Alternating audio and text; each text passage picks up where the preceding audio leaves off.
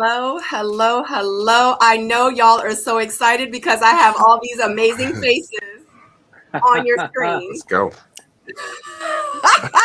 Yes, because I'm excited. So today, we are doing a review of Ready to Love, episode 11. And you guys know I always start with an introduction in the beginning and in the end, because just in case some of you guys don't get to stay to the end or watch to the end, you get to see it in the beginning because these are important people and they need to know exactly, they need to let you know exactly who they are. So we are going to start to my right. Is that my right or my left? My right, my left, my left. We're gonna start with Tyrone, and then we're gonna go around and let everybody know who you guys are and also where they can find you.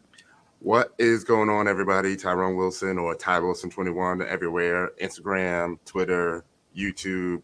Come and find me. We're gonna have a lot of fun tonight. Let's go. I'm ready. Word. What's up? I'm Gustavo. You can find me on Gustavo Car on Instagram, and I am just a huge fan of the show. And one of my best friends in the whole world, Jamie Alexander, and I talk about it every week. That's how we met Miss Sabrina Seoul over here. And yeah, that's why I'm here, just to talk some shit. Jamie, you want to go or? Oh yeah, what's up? I'm Jamie Alexander. I am an on-camera host. I create content, produce things, and just like to have fun. Fan of Ready to Love, Fridays at 8 p.m. Pacific time. We have our after show right after the show. And excited to talk about this today. I can be found on IG, Raher, Jaimi, spelled unique. Kojo. Hey guys, Kojo, Little Black Book 91 on YouTube and Instagram. I talk a lot about relationships and reality TV. So you can find me. My name is at the bottom there, LBB91 on all platforms as well. All right, so we are going to get right into it. You guys know that I do not like to, because it's a lot that we have to go over. I mean, we are one episode away from the show, from this episode or this season being completely over. And I really need to get you guys' thoughts before we even get started on how this season went, how you feel about it, who you think the ending couples are going to be, in your opinion. I just want to get some of you guys' thoughts before we get into it, because I mean, the next episode, that's it. They're meeting each other on the bridge, on the walkway, in the park, in the water. They're about to meet each other or not. Or just the swans. Right. Yeah, Gus, anybody? What are your thoughts? I mean, this season really is, I have to admit, and I might be a little biased on here, but I did enjoy your season more, you and Tyrone, your season a little bit more. This is fading a little bit for me because it seems very contrived. And when I think of something like Ready to Love, I'm really at home trying to see the love. Like, I'm grown. I would like to see the show being produced in a different way. It seems a little forced right now, especially with these people who just really don't match and haven't matched since about 3 episodes ago. And I think it would have been more fun to maybe focus on Clifton and Joy and maybe get some unfolding with courtship with them and trying to do many, like, I want to see Ready to Love. I want to see Tommy get more hands-on and really try to help people with their dating life. So they did a good job for what it is. I think Daki is an amazing woman. I'm so happy for Clifton and Joy. Sad to see Tori go home. I did believe he was ready to love, but his person wasn't there. Sabrina running around. She is doing Sabrina 2.0, doing her thing. She kind of reminds me of a dude. I don't really know what to say about that. Demetrius, I'm shocked that he is so shocked about where Sabrina's at. And I don't know, Donovan and Sabrina, that's interesting too. So there's just a lot going on. Carmen, I don't know. So I'm lost, but Clifton and Joy, what up? That's my take on it all. I'll piggyback off of her, since this is what we do on our Friday thing, just to make her feel look better, because I talk a little more shit.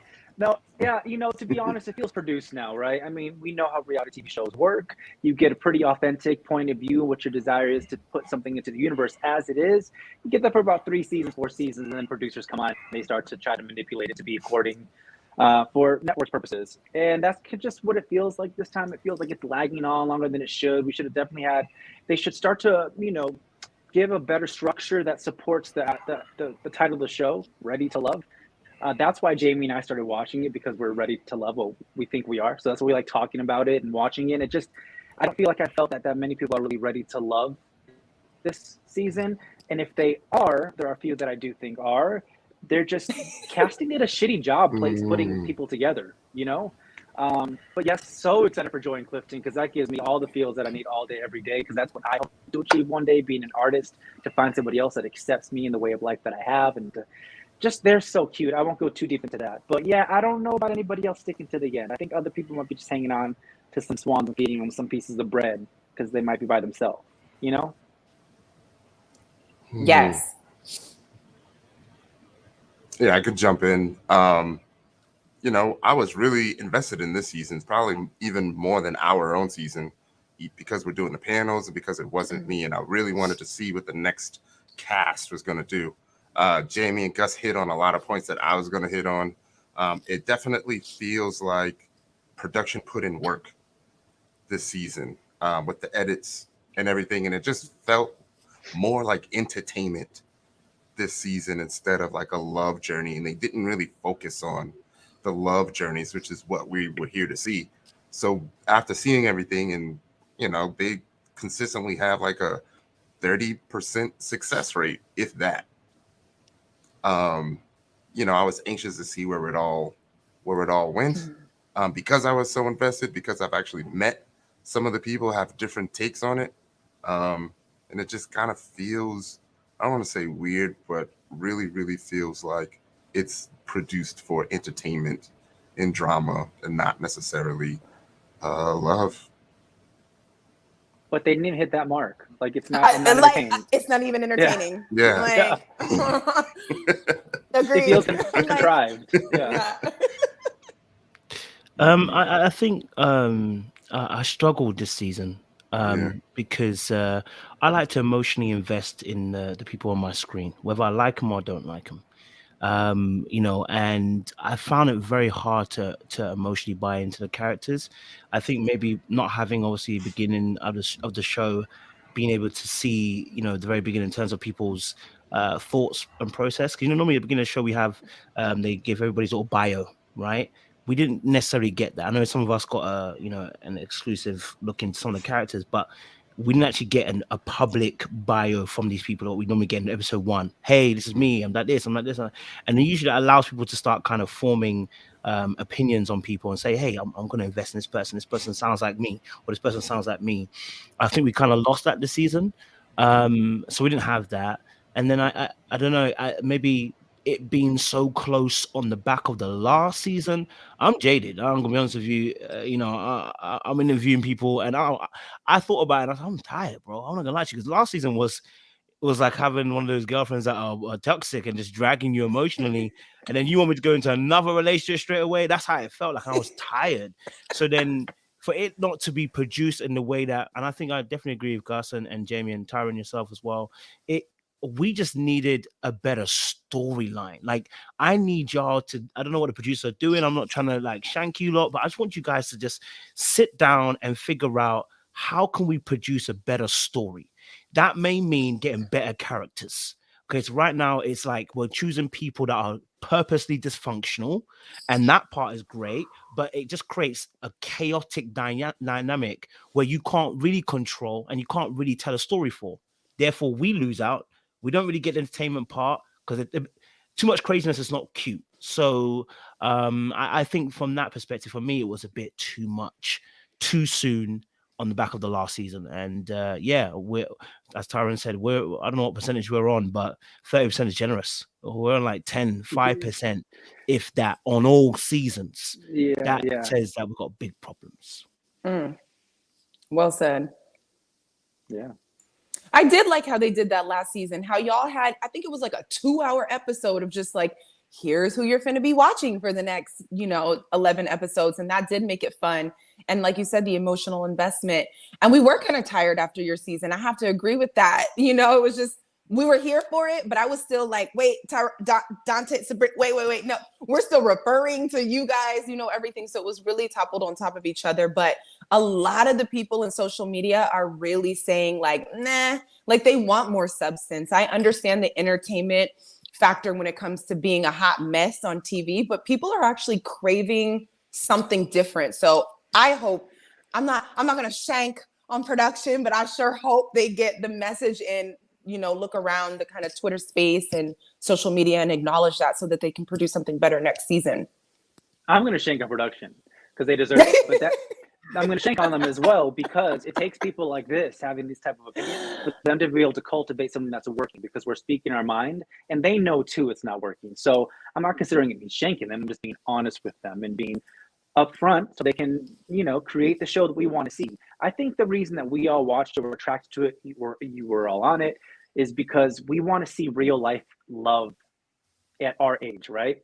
There are plenty of shows that have traumatic upbringings that are in their 20s or just people that are a complete mess in a shit show and all those things. You can see that every single place and every platform. I was drawn to this because I wanted to watch mature people fall in love. And last season, I felt like I was getting that. This season, I get it a little bit, of course, but that's why I was drawn to this. So I think they should definitely cater to more of the audience of which we're speaking because we're the ones watching it. So that's production should be listening to us and figure out how to make sure they can still cultivate love stories at a mature age. And keep audiences drawn to them, whether that means following certain couples and letting them fall in love and stop trying to pretend there's some other person on the side that they're still trying to choose from. Are you positive? Are you sure? I'm 40 years old. I'm sure. Can I just work on this connection? You know what I mean? I think it's time to kind of mold a little differently, I think, for the show. That's what it feels like, at least. Yeah. I think, honestly, real quick, I feel like production is taking, I don't even want to say a left or right. At this point, I don't even know if they're on the same road as they used to be on because they're doing so many things differently, so many things out of the norm, out of the box, unnecessary things. Like you see a lot of scenes like this now, with them on their cell phone. Tommy's calling Tina in real life. I really don't feel like Tommy was calling Tina. I felt like when the voicemail picked up, I don't really think it was her voicemail that picked up. I just feel like it's just so scripted and it's just overly produced. Of course, they have to have some hand in it. I mean, it's a TV show, that's just the reality of it. And they're going to produce it. But I just feel like at this point, they might as well give them a script. And I mean, they're characters at this point. And it just seems so washed out. And the crazy thing is I was on the show, so it's like I know the behind the scenes, I know what it took to be on the show, but what I see this season is completely, I feel like, different than what we even went through, which makes me feel like, okay, how is Miami gonna be? You know what I mean? It's just unfortunate, but I'm really not looking forward to it. And I really want to be looking forward to it. Yeah, right. I'm with you on that. Maybe this one was too rushed. Maybe it was it was too rushed. And maybe Miami, hopefully they were able to take their time again and cultivate, what's supposed to be happening. And Jamie and I had said, it feels like your cast was their first choices. And they were like, but our second choices could fill in the space between two seasons or between a season. And so they took all the other B cast and they're like, let's do it on them. That's kind of how it felt. Yeah. And oh my God, I forgot my man's name on the bottom because it's LBB, so it's not helping me remember. Kojo, you must feel really played now after watching this season, watching 2.0 play the shit out of so many men. Is your heart okay? My heart's still broken, bro. Oh my God, I'm sorry. I'm gonna send you flowers and chocolate. You deserve it, bro. I'm tired. Yeah, but I definitely hear what you're saying. I think I just wish they make better choices. I think I want to give them grace so you can get things wrong. I think we need a U-turn. I think we just need a U-turn. I think we need to focus, like I said, on getting better cast in there. What really blows my mind is we're doing mad, processes behind the scenes of getting cast in. So you lot are doing psychological warfare tests. I know I've said warfare on purpose because y'all are really trying to see who's good for war in this show. and then we get people come on the show, and you're like, whoa, you passed the test. My God, like, so then what and you're what still here. you know what I'm saying? Like, so who is marking the test? Like, and who's checking this test? Because how are you on the show? So then it's like, listen, one or two of them, but when the whole cast is looking a bit suspect, you gotta ask questions like, yo, like, so we just choosing people just to kind of, be a bit crazy. Like, come on, we want to see ready to love, not ready to date, but ready to love. People who are ready to be open, to sharing their heart. Let's choose people with intention of going towards there. We are not invested in the chaotic, RHOA, whatever it's called, whether love or hip hop or whatever. I don't need that format. That's not why I wanted to watch the show. Like yourself, Gus, and Jamie as well said, I didn't come to watch that show for that. I came to watch people who are genuinely mature, who want to fall in love. That's entertaining. Give me that. Yeah, they need to hire all the people that actually passed the test and stop bringing on the ones that failed for better TV. Like that better TV narrative. Right. They probably picked him. It's so funny because I know someone made a comment before and was like, these people were supposed to be vetted. I thought this. I thought that they did background checks. I thought that XYZ. And I'm thinking to myself, and then someone goes in, and I thought that they did psych tests. And I'm like, maybe they failed, and maybe that's why they are on the show. Like, 100%. I mean, you just never really know, because they're like, oh, that person's a little touch. They'll be perfect. They're going to bring the crazy. They're going to bring the drama. They're going to be, you know what I'm saying? Like, they run all these tests for a reason. We don't know what they're looking for. We can't assume that they're trying to pick people that are not crazy. We can't assume that that's what they're trying to do. Maybe they're trying to pick 10 crazy people and 10 non-crazy people. And they're trying to put us together. You just don't know. That's reality TV. Yeah. It has to, at the end of the day, they want their ratings. They want to get paid. They want their checks. Because you know why? Because they still have to pay the people on the cast at the end of the day, regardless if it's good or not. I mean, it just needs to make sense. And that's why they edit the way that they edit. They do the things that they have to do, because it's still a business. You guys, we know if you have your own business, there's certain things that we have to do for our business. And we have to go the extra mile, and we got to step outside of the box sometimes. And we have to, put ourselves in positions where we most of the time don't want to be, but we have to do it because it's part of our business. And that's the same thing they're doing. And I just wish that, people would understand that and would give them a little bit of grace. But I'm an entrepreneur, so I understand. I'm not saying that they're right for doing the things that they do, but we just have to understand and look at it from their point, because sometimes it gets on my nerves, honestly, when people are like, production. It's not all about production. It's about, this is what you signed up for. That's a point. They're missing the mark, though. I think that's the problem. They're missing the mark of the target audience. And as an entrepreneur, as an entertainer, it's like you're supposed to cultivate your audience with an awareness, and it's just like you should be more aware of that you're losing your audience on this show. You can take all of the logistics and all the things that you're doing and put that in another space, another modality to bring it to manifestation. But that's not the target audience that is watching the show for those reasons, right? So they're missing the mark, they're missing the audience, and it's time for them to adjust so that, normal people like us that want to actually watch people fall in love have something to watch. Yeah. I'm trying to figure out what they want their target audience to be. Do they even know anymore? Yeah, it's starting to get a little confusing now. I think they're doing exactly what they're trying to do, what they need to do, because I feel like their target audience wasn't hitting the like button. Okay. I feel like that it wasn't coming through. That's why the dynamics of the show changed over the past 3, 4, 5 seasons. You understand what I'm saying? Because they're like, this is a great show. It's still getting the ratings. They're still getting paid. Oprah Winfrey obviously wants it on her network, but guess what? It's something's missing. You guys are going to miss this opportunity. We're going to have to let you guys go, or you're going to have to change something. And guess what? They decided to change something. Did they even have enough? Well, you know what? I haven't seen seasons 1, 2, or 3. I was only 4 and 5. But it's like, did they even have enough data to back up whether your season worked or not to make such a harsh shift? Like, it was too close together to even, I don't know. Our season was the highest. Views, yeah. They definitely got numbers for us. Yeah. Go ahead. So then why did they change it so much? I feel like they wanted to piggyback on those numbers. Yep. Which is why they got that new casting right away. Yeah. Yeah, but you don't change the dynamic of what you're speaking. Though you keep on with that. At least with yours, there was more, people that passed the test. It wasn't this. It just feels like, yeah. I don't know.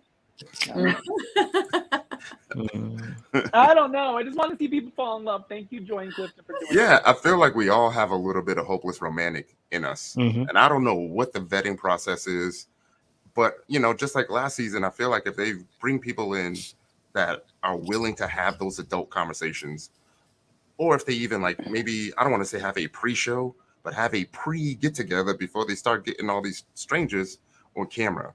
And like Yeah. if they were to like put them together and be like, hey, you guys are adults, let's have this conversation about who you like and who you don't like now. Right? You figure it out now, and then film that process of them That's us. being able to grow into that, and then cultivate all of the relationships that they do have instead of making people date people they don't want to date. Yeah, I've said this. And you And know it what just they could ruins yeah. everything. Yeah. It does. And what they could have done if they wanted to spice it up is it was really obvious pretty early on in this season that a lot of people weren't going to work out. Yeah. Have a party and let's get 5 more new girls in there. Have a party and let's get 2 more and 2 more. Like, see how some mingling goes and then choose those people to stay on the show because we've got some fresh and actual connection. Because Tori didn't have nobody since Sabrina, and that was like episode 2 or 3. Since that little nibble on the ear situation, Demetrius never really had anybody. P.O., really? What are we doing? Tina's been MIA. Donovan's been lost. Like, y'all could have brought in like 4 new. They could have brought in some new people. They could have put some different curveballs in there that would have still added substance to the show. Yeah. I also feel like a lot of the cast, they just weren't honest, with That's each other. another I think that could have helped a lot. That's another thing. True that. True. It's like the curveballs worked against them this time, actually. But, yeah. Yeah, I can see that. The curveballs come and they swung and they missed. It was a boomerang. Yeah. I think I've said this before as well. Like with terms of maybe a direction they can go into is like really focusing on. I think if you're producing, you got to be smart about how you produce them, right? Because obviously people are going to have conversations behind the scenes. That's natural, right? And that's why I said, well, why do we have runners? Like if you're production, you have people who run for you, can do the little menial jobs.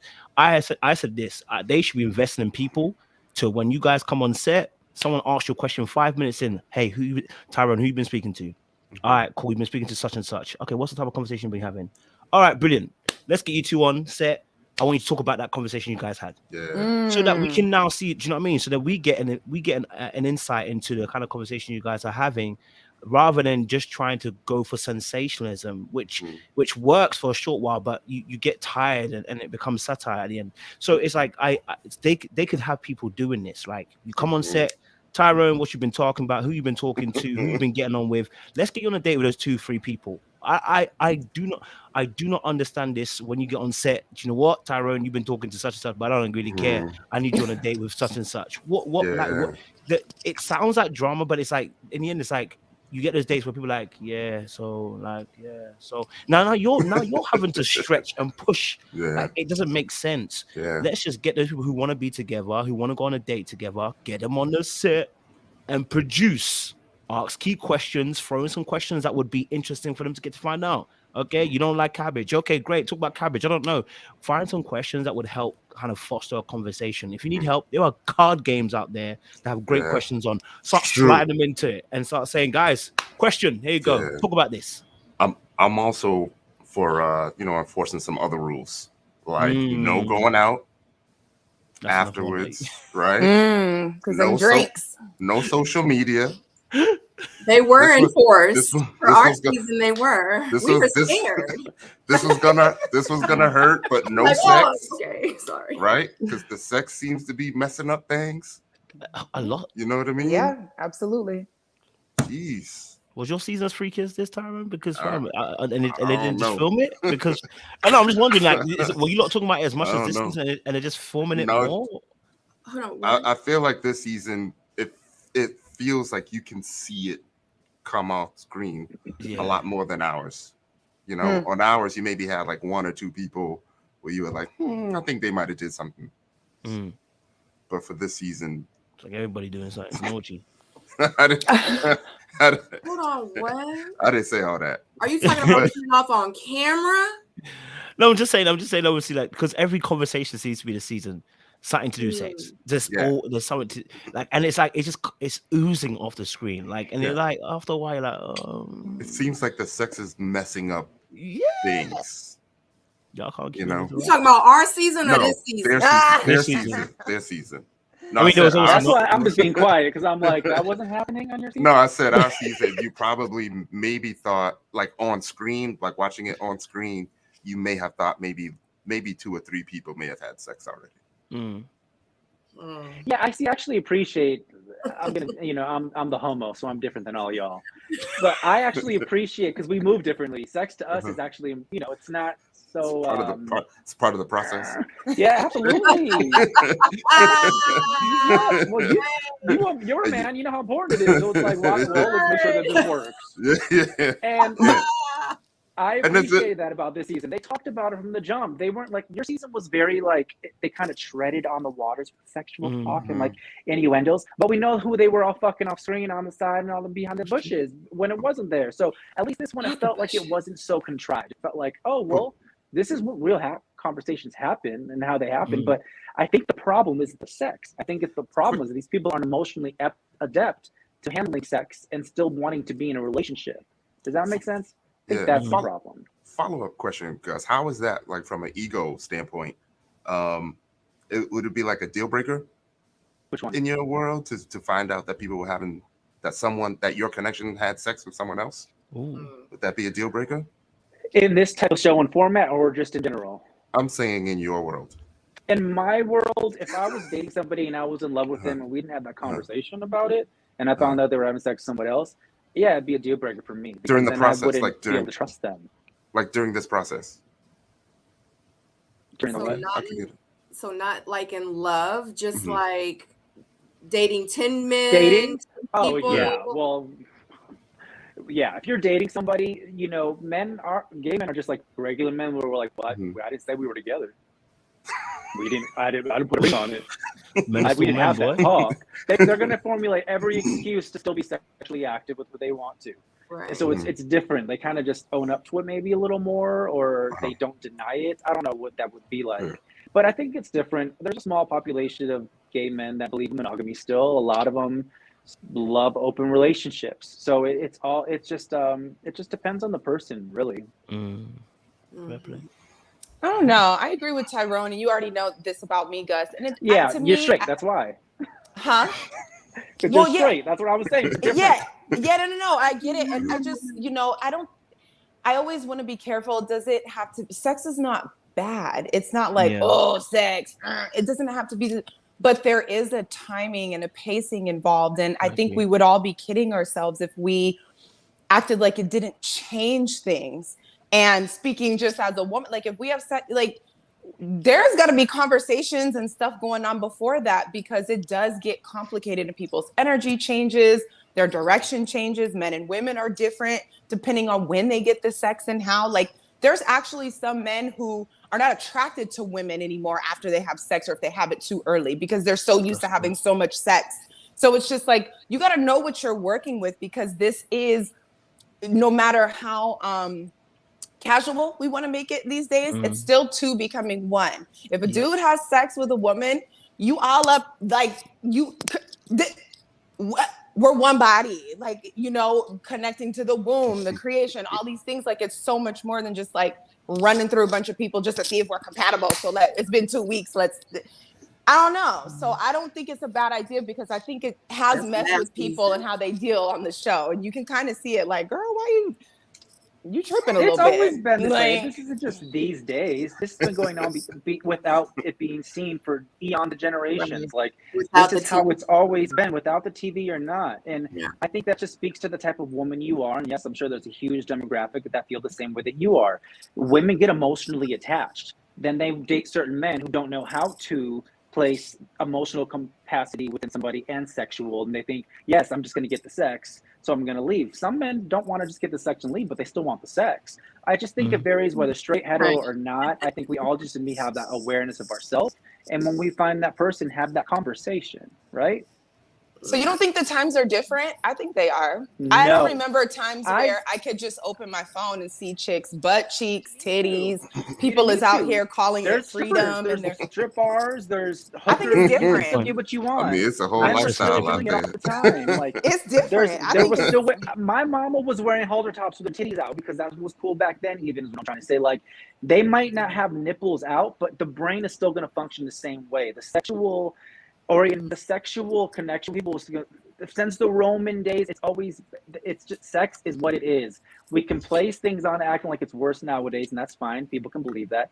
I don't. I think you see it more, so you give it more life, but it hasn't changed all the time. The sex has been sex, and it's been going on. People are getting cheated on all the time, every day. Their secretary, the person that brought them pizza, like it's happening all the time. Yes, our awareness. Not the pizza man. Absolutely, we're open to it. Yeah. I've heard male woman stories, male men stories. Oh yeah. Oh, well, Tina was home missing, Yeah. with the kids, and Fernando was working a job and didn't have time for it. So Tina was like, "Oh, this young little stallion wants some. I need some." That happened before social media, like that too. That's why they were cute. So I mean, Yeah, there's whole virtual worlds out there. People going at it. Yeah. Well, okay, guys. So this is the thing. I'm so glad that you guys have been talking because you guys know I really take time in preparing my pictures and my screenshots and everything. Mm-hmm. My computer is locked up down here. Oh, I can pull no pictures out. Oh, you're good. Oh. So we're at the so disappointed. So we start at the men's lounge. So I mean, I have my notes, but I take time to prepare those screenshots. Like I pride myself in having great screenshots, and freak, I can't use any of them. Okay, so I just wanted to say that, just to put that out there. I'm so disappointed. I can't do this. I gotta go. Bye. Look, in real life, that's how I feel because I'm like, I'm feeling some type of way. But yes, we start off in the men's lounge. Tommy pretty much starts off by telling everyone that he was supposed to meet up with Tina. She did not show up, and Tina is pretty much done with this journey. Real quick, your thoughts on Tina and her not showing up to meet Tommy. Like, do you guys think that she pretty much self-eliminated, but she didn't give producers a story to her exit, and that's why they made up this story about her supposedly meeting Tommy? Or do you really feel like they were like, you need to meet Tommy on Tuesday at 3 p.m. and she was like, okay, I'm going to come, and Tommy shows up to meet her and she doesn't show up? What do you guys think about that? Because I'm over here like, dang, I wonder what happened. So I want to hear your thoughts on it.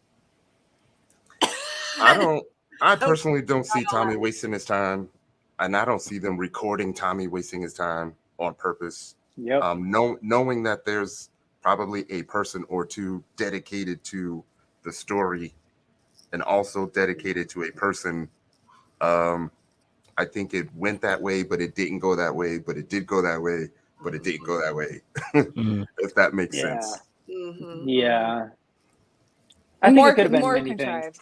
Yeah. I think it could have either way. Everything you just said, Sabrina, I think could be a reality or could be fake. I don't know. It's hard to tell with the show right now, but I could see her not showing up.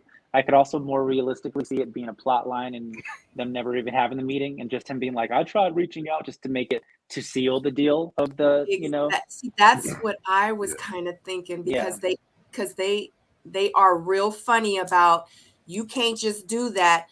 It needs to make sense. They say that a lot. Yeah. So have to tell the story in. And that was the way for them to end a story, is by pretending there was something there and being like, snip. You know what I mean? Yeah. Like you're saying. And keeping her that flake narrative. She's a flake. Like she's the flake. Correct. She hasn't been in on this the whole time. She even stood me up. It's just, Right. Yeah, her picture on the board behind in production. Underneath it says the flake. Like that's definitely how they have her up on there. Oh my god. Kojo, you have thoughts?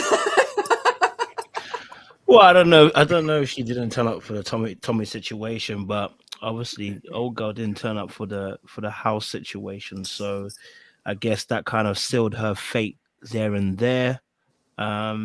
You know, you mess with production, you gonna get one of these storylines. You know, at the end of the day, and it's unfortunate. You know, it's. I hope it's a concocted story. You know, but I mean, I've never been on. Sorry. Yeah, Can, it's hard you to guys, tell. you guys are ain't it? contracted. Like, aren't you contracted? Don't you have to like sign a contract and fulfill the obligations?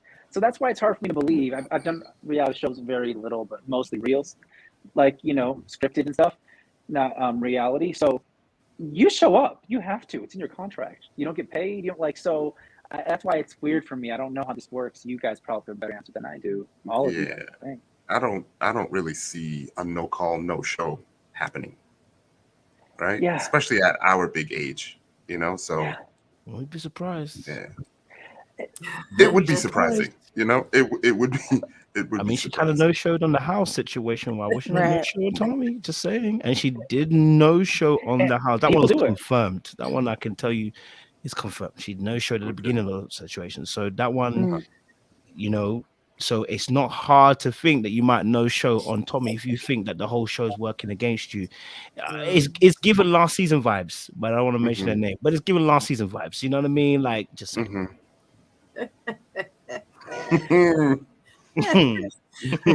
because you actually interviewed her, Kojo. So do you know what? I have to interview her again because when I interviewed, I didn't see all these scenes. I didn't know this actually came up.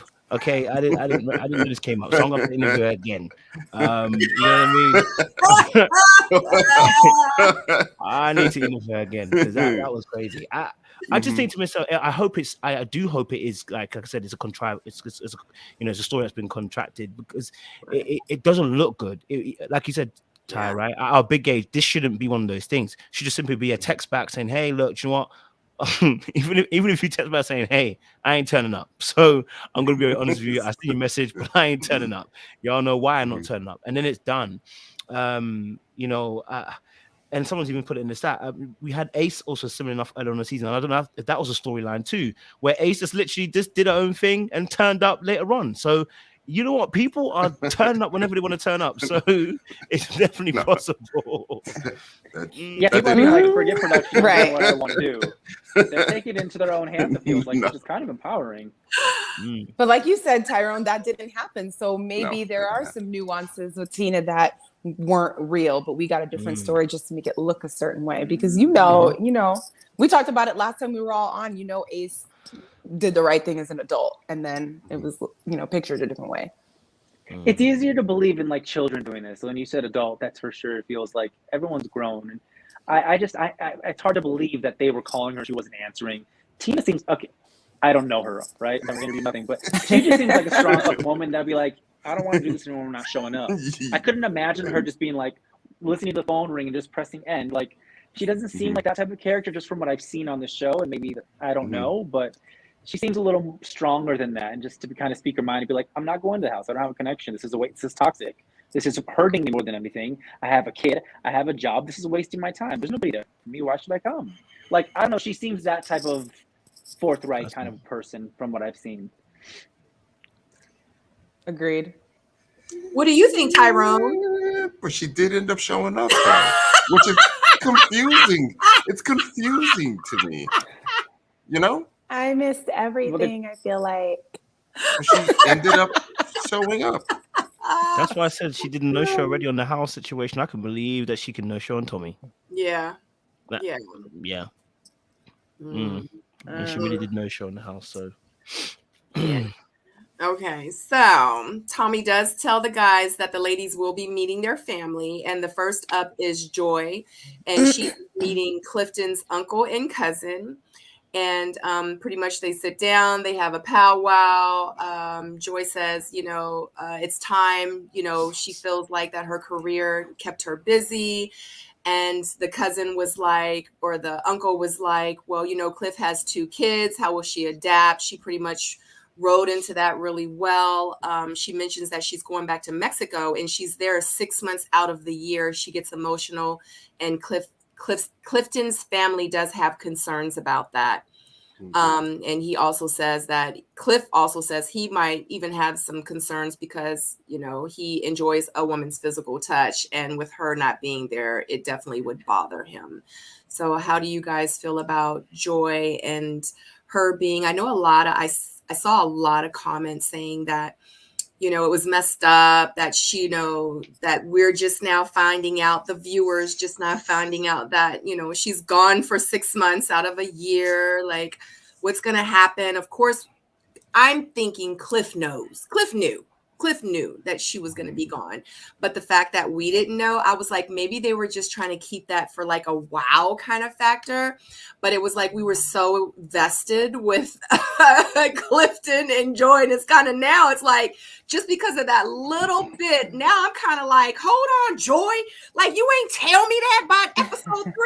Like, now I'm mad because now I don't even want Cliff to be with you because he needs somebody here. Cliff deserves to be happy. Production got you. Production got you. They were like, and that's what we wanted people to react like. Yeah, it was too good. Everything was too good. They needed something to plug in later so we could think the stakes were higher than they really are. That's what it felt like. They're to me, I really enjoy watching them. They handle each other so well. I love the way that Joy felt like she started to formulate her answers with such a higher emotional intelligence that we've seen her, which has already been with a high intelligence emotionally. But like just the parlay off of those perfect people that he brought in to introduce her to, and just give thoughtful, real, grounded, authentic answers to people that could see that and receive that. I thought it was beautiful. I loved it. Yeah, I mean, everything was going really, really well in that date until that part came up. Yeah. So it makes me feel like she's experienced this before. Yes. As someone that's been deployed twice, like I know that it's hard, right? And the fact that Clifton even admits twice. I think one time he says that he can't say that it's not going to bother him, and then he also says that it's not ideal and admits to being a challenge. So Sabrina, you mentioned that, Clifton knows, which means they had this conversation before, which means Joy probably knows that it's going to be tough on Clifton. So it was just all coming out at that time, but I'm still hoping the best for them. It makes me nervous that Clifton is nervous because he, if I'm not mistaken, has a history of infidelity. So that could become a problem if they're not really, because it is what it, dude, I feel like some men can be so in love with whatever, but when that itch needs to be scratched, they gon', especially if they can get away with it, they gonna do what they gotta do.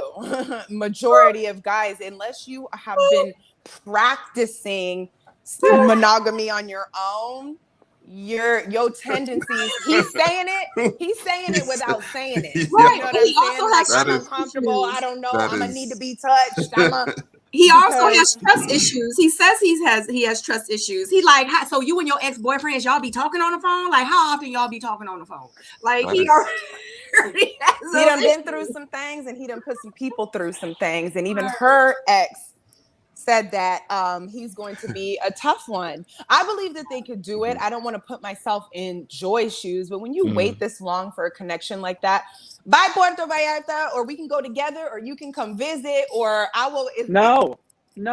I don't think yourself in Joy's shoes differently. That's not fair. I'm an artist, so I get it. I've had to leave for months. I've been deployed.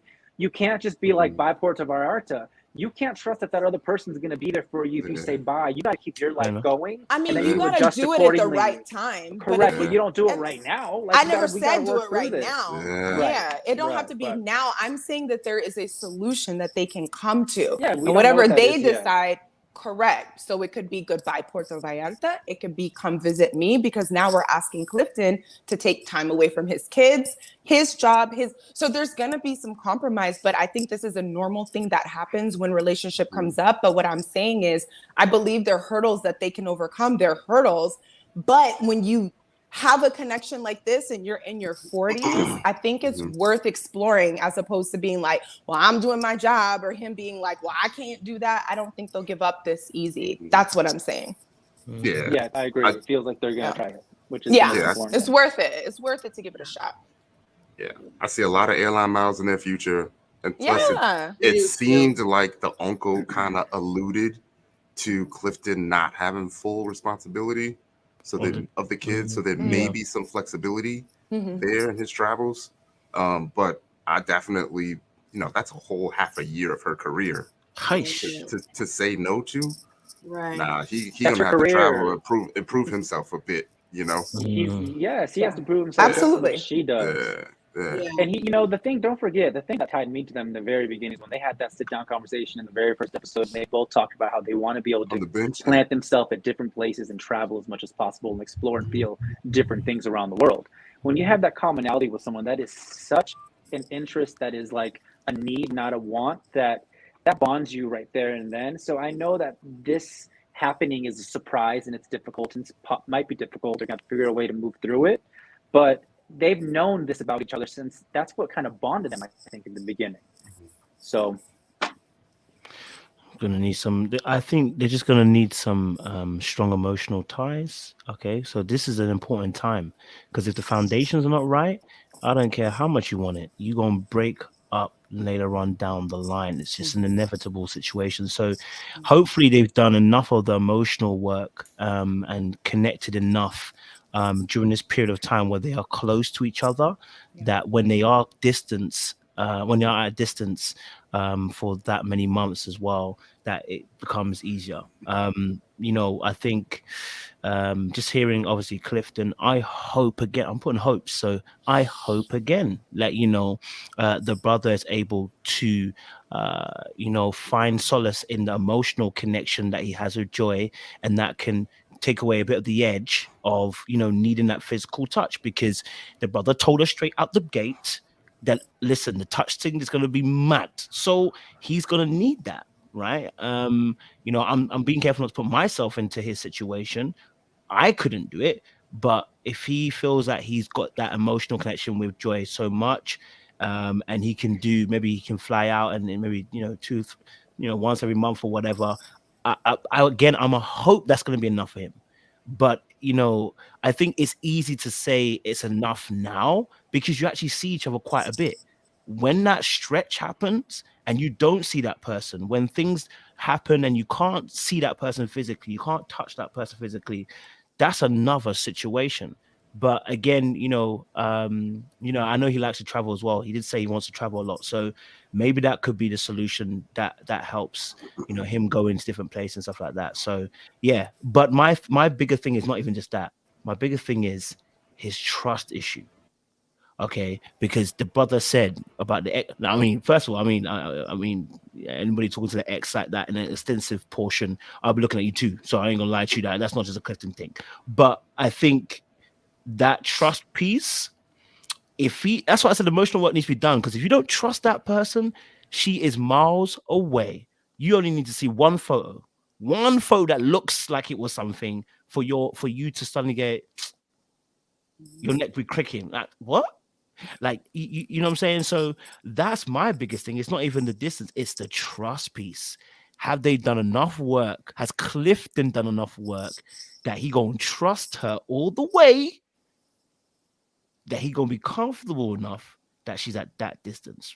And hopefully I think when you have that much big of trust issues, I think something in the root of that is that you don't trust yourself in what you might do. Point. I don't. Yeah. So it's very easy to be like, the ex situation, how are you gonna act? Because you're so like, I know how I would act, right? It's that mirror happening. So yeah, that's the interesting thing, is to see if he's going to be able to see maybe that's his own inner demon as opposed to placing that trust on her. I don't know about y'all, but I don't know Joy. And from what I gather with Joy is like, how could you not trust her? Like she's so open. Like I'm just gonna say it because no one else is, and I'm the crazy one. But like she seems and he seems like the kind of couple that might be cool having an open relationship. They just seem really open and like just kind of doing things. I don't know.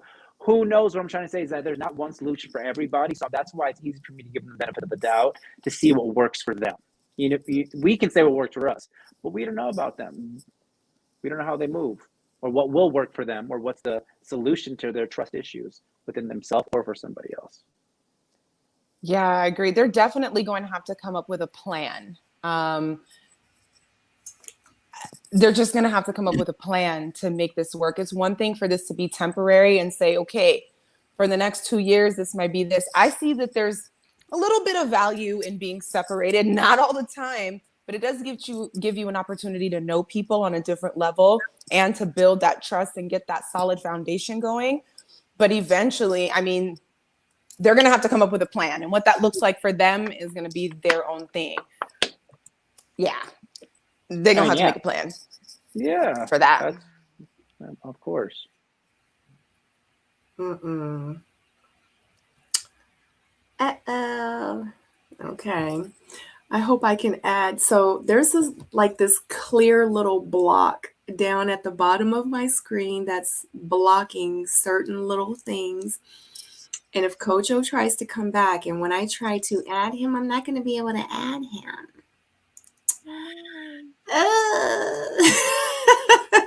This is I don't know. It's like a clear little block. Like I hit a button and it was like something was supposed to pop up, but it didn't. And now, you know, that little circle that goes like this, it's like it's working. So whatever that thing was that was supposed to pop up, every time my mouse goes over it, it's working. And if he pops up, it's over the working area and I won't be able to click it. That's unfortunate. Okay, so I'm sorry, you guys. So next we have, and that's where the thing is with my pictures, where the button is to add my pictures to the screen. That's where it is. It's the little working thing is over top of it too. So I can't even. Okay. I don't know if on your thing you can make one of us a moderator so we can see him add in. I don't know how that works on StreamYard. I've never tried it. Just a suggestion. I'm gonna try to figure it out. But moving on, let's go ahead and discuss. If you open another one. So even if I've already tried it, oh, because his screen was all over here just a little bit where I could click it and it worked. The Wi-Fi just dropped it here, so guys. Yeah. It's okay. Yeah, even when I open up another screen, it does the same thing. That little clear thing, it's like I need to completely restart my whole computer, I think, in order to like get rid of it because I don't know what's going on. But anywho, we'll figure it out. As long as Kojo's here, I'm glad we could get him back. So next scene, we do have Sabrina and Donovan. They meet up. Donovan wants to talk to Sabrina. They sit down. The energy is so negative. I can feel it. I can see it. I can smell it. I don't like it. My face was like, as soon as they both walked up, pretty much Donovan says to Sabrina that he feels like she's playing games, that she says and does two different things. And Sabrina's pretty much like, I just don't understand why these men are tripping. Like, you know, they can't deal with women that have like multiple connections.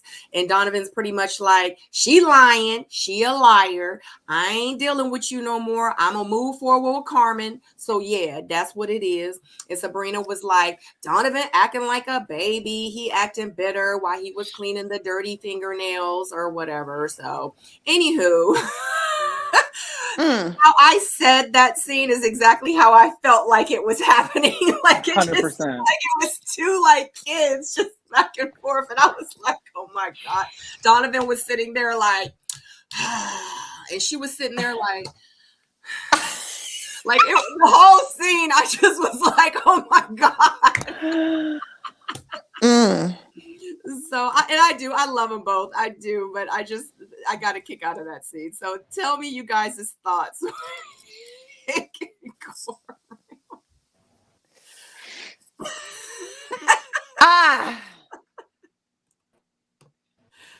That's a tough one. It's so messy. I don't know. I can't tell if they're both kind of triggered by each other because they act alike. Like, I feel like Donovan has kind of been that character in women's life before he met Sabrina. And there is also a part of me that thinks it is challenging sometimes for men to handle a woman who has multiple connections. I don't love the way Sabrina moves. I'm trying to be objective when I look at her because the stuff she's saying, I know it makes sense to her, even if it doesn't make sense to everybody else with the process. I can tell that what she feels like she's saying makes sense to her and that she's doing things right and being a part of the process and being transparent with everybody. But again, I think you said it, that, you know, this is ready to love, not ready to date. And I'm not, I'm starting to wonder as you recapped that conversation, how much of what Sabrina 2.0 was doing with Donovan is Donovan kind of turning around and doing with Carmen. I just don't buy that connection. So I'm just kind of like, I don't know what I'm looking at anymore is what I'm trying to say. So they had their spat. I don't know. Yeah, it's just hard for me to decipher, but that's what I got to say on it. Hey, what up, Jay? Hey, Jay, you right here? What's up, Jay? So who wants Yo, what's up, yo? How y'all doing? Good, Jay, right here? Yo, I came in at the favorite part. I'm gonna let y'all go and then I'm gonna go because I got a lot to say on this one. Please do. Jamie just started speaking on it, so yeah, I'm done. Would you like for me to recap it, or you already got your notes and you read, Chief? Nah, I don't have notes on it, man. But what's up, everybody? My guy. Right. Man, look, I feel like I'm gonna be honest with y'all. Sabrina was my favorite from the beginning. It must be about the namesake, but the way she moving. How would you say it, Kojo? She moving mad. She moving mad. Bro. And what I don't like, and I'm sure Sabrina's a great person, and it could be editing. I always leave it to that. It could be editing. But I don't like how she like has these little cut words where she emasculates the men like when she's done with them. You know, it's like, oh, he over there acting like a little boy. She said something very similar to Tori, and these are grown men. And I think that's very intentional. And I don't know if she's conscious of her doing it. But it's kind of like, can't he just be tripping? Why does he have to look like a little boy? Why does he have to be a smaller version of a man, right? And so that kind of that throws me off a little bit. But I think she has a lot to offer. But I think that type of behavior, it would be a problem if the man said, "Oh, she acting like a little girl." Y'all would have a problem with it. 100%. Y'all would. And so that's one of the things I don't like. And I like that Donovan stood up for himself. Tori didn't as much. I think he let her lead with that. Donovan was like, yeah, no, I don't like how you move, so I'm good. You know, and I respect that. I respect that, you know, that's that look, hey, I know my worth. And I think he sat back at the if you kind of noticed during the retreat, he was sitting back in the cut, kind of looking at how she was moving and like, okay, this is how you move when we both in the room. All right, because you don't know what's going on behind the scenes.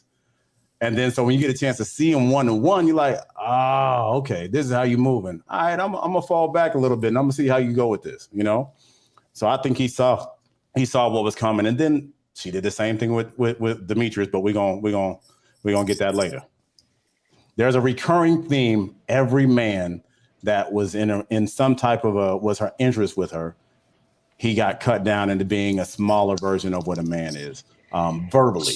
And she says a lot of things like that. And now, what was it, Laverne? And now we like, oh, maybe it wasn't Laverne. Thank you. I said the whole from the jump. Did. I was like, you did. This is not Laverne. This is her. And I was so proud of Laverne for standing up because I feel like you're saying, Jay, like it is so easy nowadays. If men have an opinion, then a woman's gonna jump and they're gonna ostracize. You know, he's done. And so the things she's saying, it makes me happy to see that people are like, oh, well, she's saying the same things, and that's actually not okay either, because then she's doing what the man is doing that she doesn't like the man doing, and that's why I was so happy when Laverne stood up for himself. Yeah. And I think Laverne had said that there was a whole lot more that was said. She had cussed at him and this and that and all that stuff. And I was like, okay, I hear him, but I don't see it. Now I see it. Yeah. Right. Like whenever somebody gives her that same energy back, it's not okay. And it's kind of like one of my buddies used to tell me that I used to do this. He's like, you want people close, but not too close. So you do this and then you do this. You do this and this. And that's what she does when it comes to her love interest, right? Absolutely.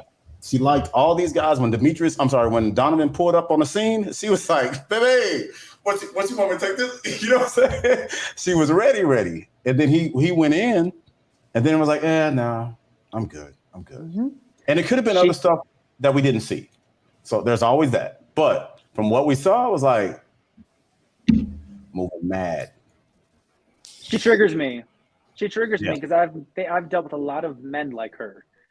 That same thing. I said the same thing about her. She's like, no, don't come here. Don't stop. Come here. Like it's like, and then as soon as she sinks her teeth in, she's like, oh, actually, I don't think I want that. I'm sorry. Gotcha.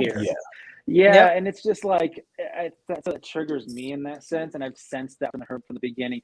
Anybody that says, I'm the 2.0 version of myself, red flag.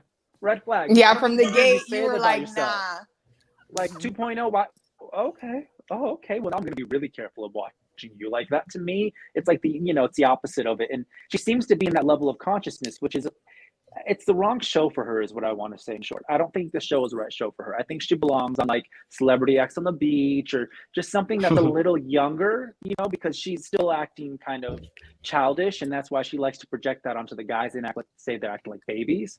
I just think she was the right fit for this, of what we want and imagine the show to be, which is mature, grown people finding love that are ready.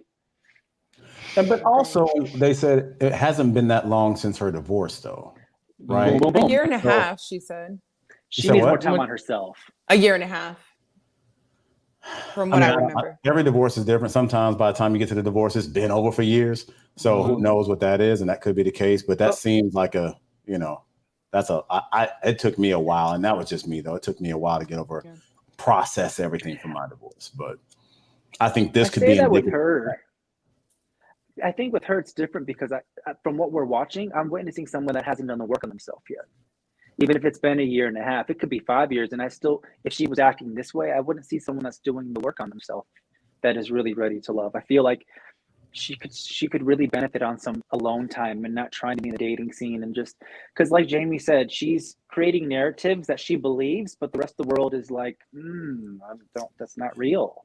Yeah. And I think that takes time alone to really understand what you're doing and how you're acting and moving. Yeah, and I'm guilty of believing everything she said in the beginning, and that's on my fault. And then seeing this, it was like, come on. Moving mad, you know what I'm saying? Like, just what triggered me though was the way she would talk about the men, even though these were guys that she was like, "Oh, Donovan's great," and this and that, and blah blah blah blah blah. He's my number one. And then now he's a little boy. He's kind of like a little boy, and that was disappointing to hear, because it's just because they're not doing something that you want them to do or behaving in a way that you'd want them to behave. You don't have to name call. And for men, that's absolutely insulting. Like the worst thing I'll say about a woman is I appreciate I don't like it when grown women have little girl energy. You can at least say it like that. Right. But I ain't calling him a little girl, like, oh, she a little baby over there pouting. Come on, man. Oof. He's a grown man. And you get the wrong man and say the wrong thing to the wrong man like that, it's gonna be a problem. Agreed.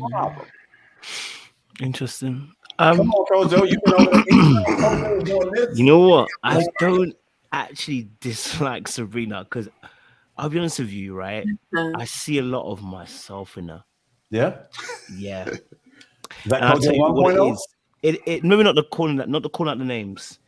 She's able to play this game because part of her, and she's not the only one, there are archetypes that have come through the seasons just similar to her, which is when there's a part of you that's emotionally unavailable, this game works beautifully.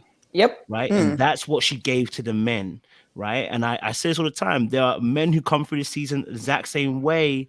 And she's emulating them. And that's the trouble with this particular Ready to Love sometimes, that it becomes a game. She played the game. That's what she did, right? She got to whatever stage she got to, she started playing the game because old girl knew from the very beginning. Listen, Demetrius was not going to be it. You started talking to him, you heard his viewpoints, you knew how he felt about things, you knew who won it, right? You started talking to Donovan, maybe you find him attractive, but you knew after a while that ain't it. Then you saw, you know what I mean? Like, and Tori too, she used him like a pawn. Like, listen, it is unfortunate. But there are pawns in the game of life. I'm so sorry, people. Some people are there for sacrifice. Okay, Tori, I love you, but bro, you Game were of there for Thrones? sacrifice. No, it's real. It's real because this. Remember, part of this show is you have to stay on the show. So I need some pawns in this game. All right, who need to be sacrificed? That's just what it is. I got to have other connections who are weaker. So unfortunately, Tori got dealt with in that way. I didn't.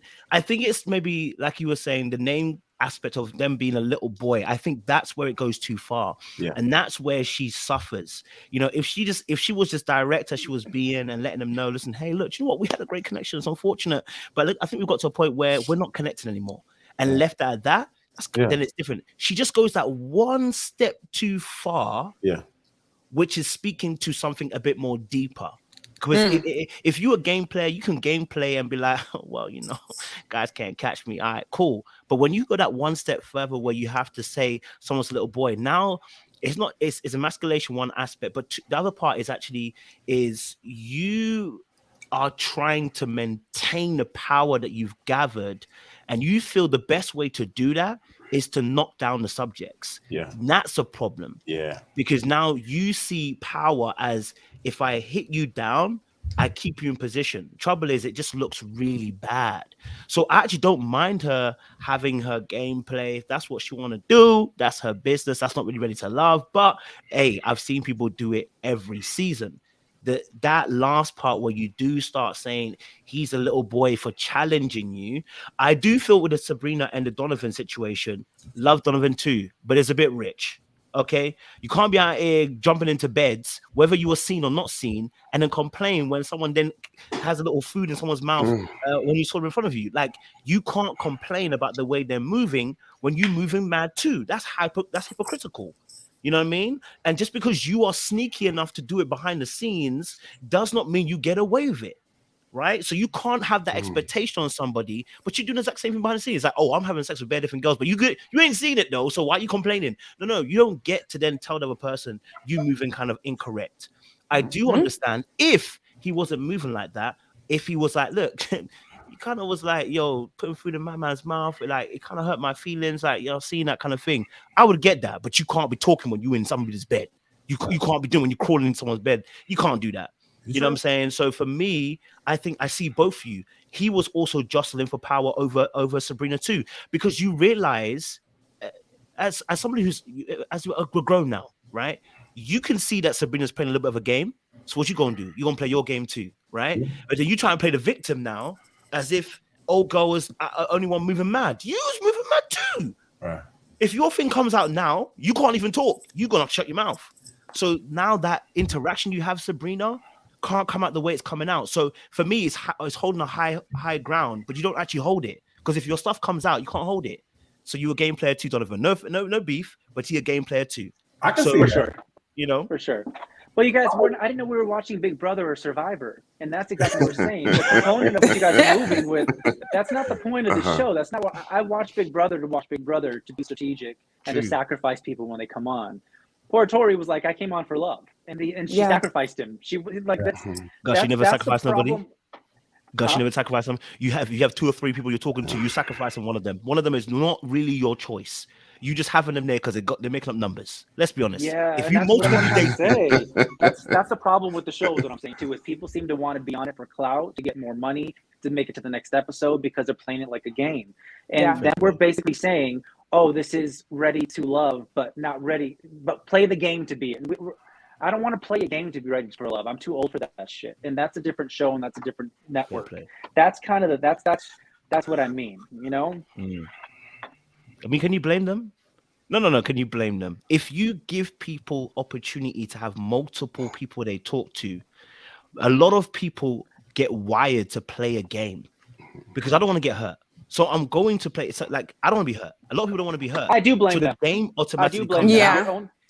Your own fear of getting hurt, that's not an excuse. Your fear of moving because you're afraid to act accordingly, that's not an excuse.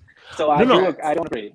No. I'm saying in terms of the fact that the game mode okay, so if you get on the show now, Gus, right? You're not having one person you're gonna be talking to. You're having several. And that's why I said to you, like, if you have several people you're talking to, I wouldn't do it the way she did, though, because I guess I had more integrity. I wouldn't be trying to manipulate them all and believe like they're my number one. You know, she was really, the way she said and talked to people and gave them their time was inauthentic. It was mean.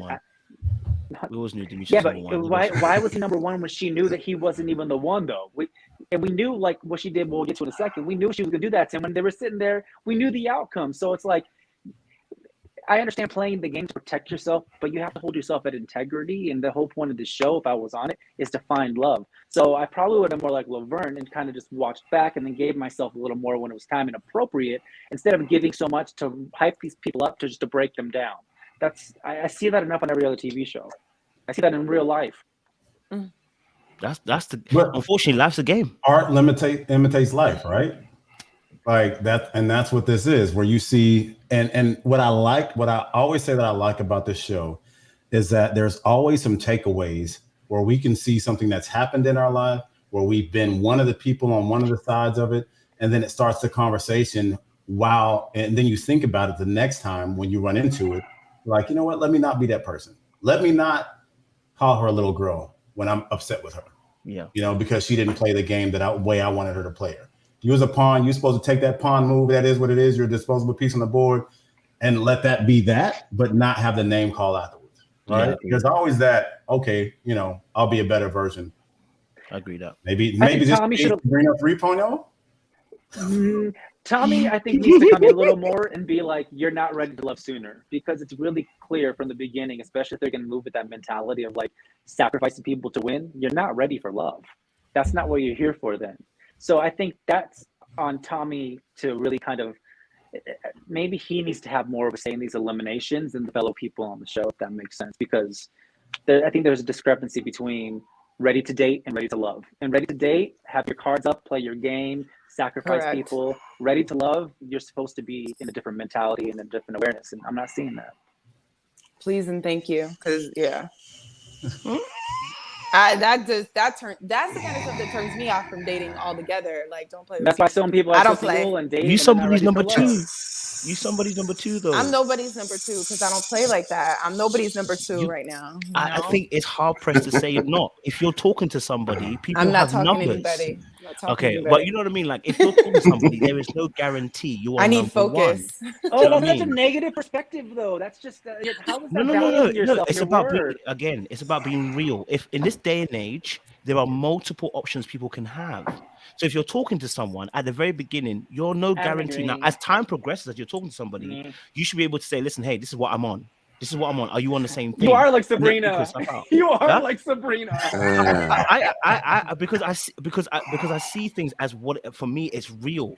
Not everyone plays life the exact same way. There are people that are genuine, that can only focus on one person and have that one interaction, and that's solely it. And you see those people get played. No offense, because when you are solely focused on certain people, sometimes you don't get the energy you need back from that person, leaving you vulnerable. That's how I see things. So I'm saying I don't disagree the way Sabrina dealt with things. It's just that the name calling part tells me there's something deeper. If I have to dispatch of you in that way, that's a callous way of dispatching of you. I totally understand why, if you have multiple people you're talking to, they are going. This show, in order for you to stay on, there is an act of game playing. Clifton and Joy are playing a game. You can't tell me they're not playing a game, because you two like each other, but you stay on the show, you have to date other people. They need to keep them. I think they need to keep them. I don't think they have to actually play the game, because they need them, because they're the only couple that's going to stay. They need to vote, so they need to vote.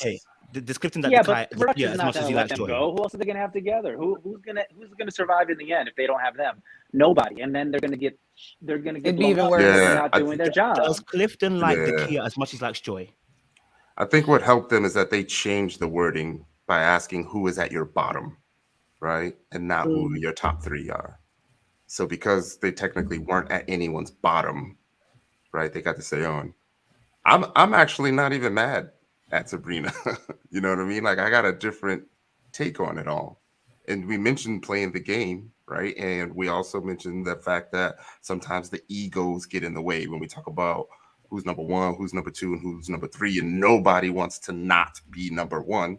But if you look at it, statistically speaking, almost all of the couples were somebody's number two or somebody's number three at some point, right? Authentically, all of them, because we're dating all of these people. Say that again. Authentically, all of them, because I don't think there was a number two for Joy ever. No, I'm saying statistically speaking, like, was number two for the most part. For the most part, yes. So because it's not conducive for a person to have a number one throughout, because you're going to end up getting voted off early, right? So you do have to play the game.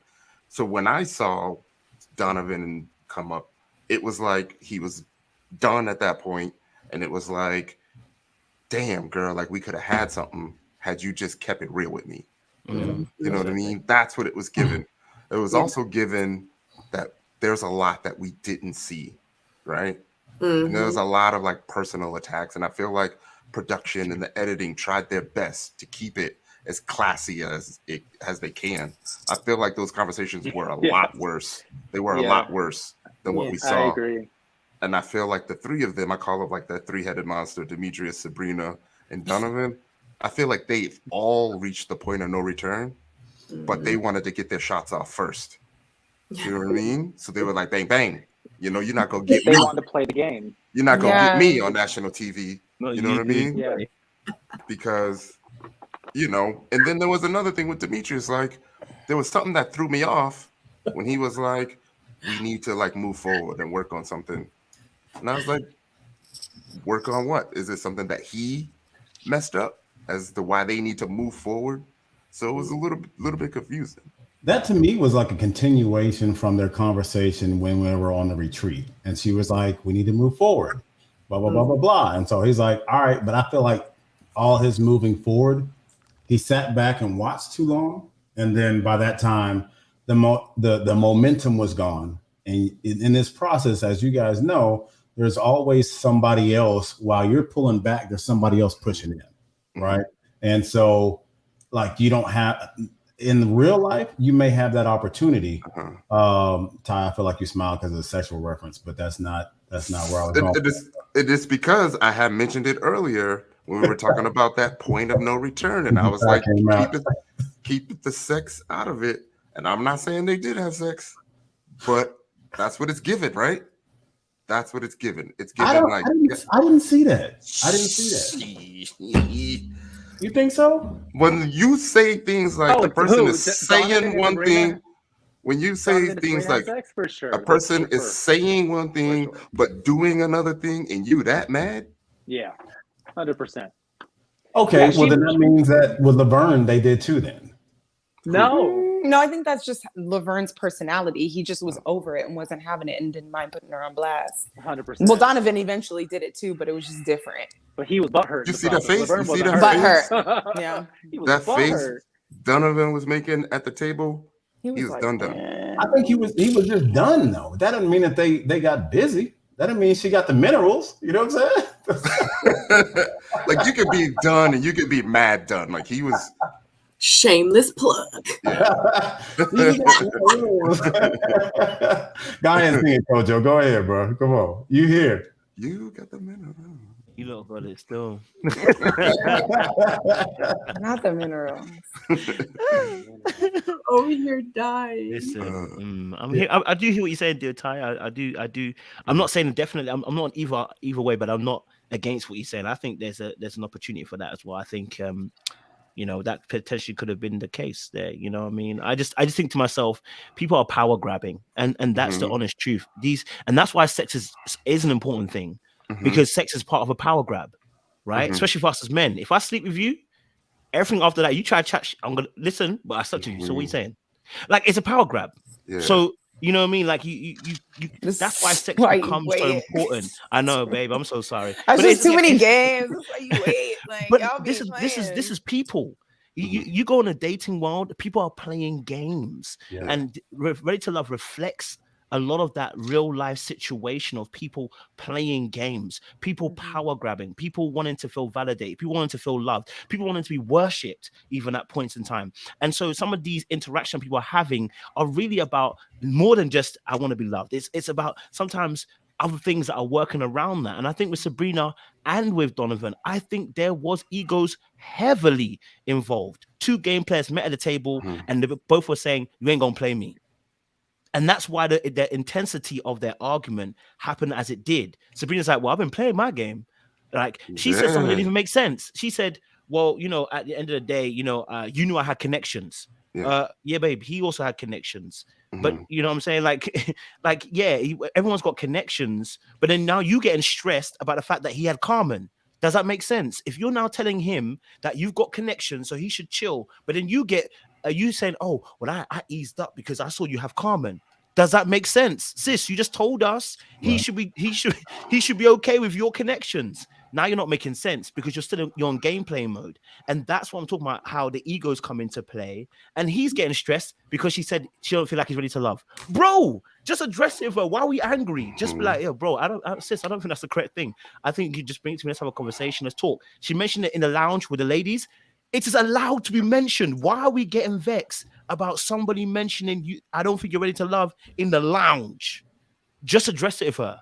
So that's what I'm telling about egos being played in this stuff. I'm like, yo, bro, like, let's be honest, Donovan, man. You play the game too. She played the game. We get annoyed when people play the game better than us. Let's be honest. I got an ego. So if you try to play me, you're going to see some, you know what I mean? But that's what she said. She was like, I think the men's egos here are too big and they can't stand a woman with options. And I think I'm seeing that because Donovan, as much ego and game playing he might have had, Sabrina made sure she was Tori's top, Demetrius's top, and Donovan's top. Donovan went for Carmen afterwards. Donovan was kind of interested in Tina and was pissed when Tina didn't come through because he didn't have the connection. So Sabrina was playing her quote unquote game better. Yeah. And he just had to kind of take what was left and then try. I'm ecstatic. I'm with Carmen. Okay, Donovan, like you wasn't checking for her until that last little Big Bear trip or whatever y'all did because you didn't have nobody left. So Sabrina, she got under their skin and they couldn't play like her because, and all of them wanted her from the gate. Like, Sabrina. Well, there you go. You know what I'm saying? Like, what are you looking for? What part of you is so interested in that you got caught up? And that's something that I don't think it'd be a bad idea if Donovan, Demetrius, or Tori asked themselves. Well, I think a lot as men, we notice the physical first, right? We notice the physical first, and then we go into what's underneath the hood, right? And don't take that one again, Ty. No, I noticed that instability right away. I remember you saying something about it, Ty, at first episode. I watched your So that's very aware of you, by the way. Look, I didn't see it. I remember you saying it, and I was like, "Nah, shorty, nice," you know. And then, sure enough, the logo gets it right, you know. I didn't take it as her being upset that he had a connection with Carmen. I took it as her noticing his ability to switch to Carmen right away, to be like, oh, we're here at the retreat. Oh, I'm not a connection anymore. And then to just jump in bed with another person. That could have been her point of no return. You know what I mean? And I also feel like at that point, right, when they get to the retreat, everyone starts talking. And they're like, yo, bro, like the fellas start talking, the ladies start talking, and they're like, yo, I'm about to make a decision. What's good? Like how, you know, you start talking and then people start revealing how far they may have gone. You know, they start to, you know, man to man, this is the real deal. Like this is what's going on with us, right? And then once you hear those things, you may hear more things that you can't recover from. And you'd be like, man, like this chick has been lying the whole time. You know, I'm not saying I'm speaking from experience. I'm just saying you sure? It just happens like that, you know? It does. So, yeah. Ready to date. So bang bang. There you go. New show title. Ready to date. Some people play the game. Some people really play the game. It didn't come off as she was wasting their time. It came off as like she was allowing them to show her them. And at no point was I like, Demetrius is really, really into her. Demetrius is going hard for her. Like, at no point did I say that. I could only say that about Tori, but Tori became number 3 once Donovan arrived. But I feel like she realized the connection with Donovan was more lust than emotional, which made her keep Demetrius around. Or could it have been the fact that he wasn't all in like Tori was, and she wanted somebody else to take that all in spot because she knew Donovan was all in. I'm pretty sure she knew. No, Donovan from the entire thing was like, I'm gonna go see what's all here. He saw what was there. I think that Sabrina still would have had a chance if she would have just said that. I feel like he was waiting for her the whole time.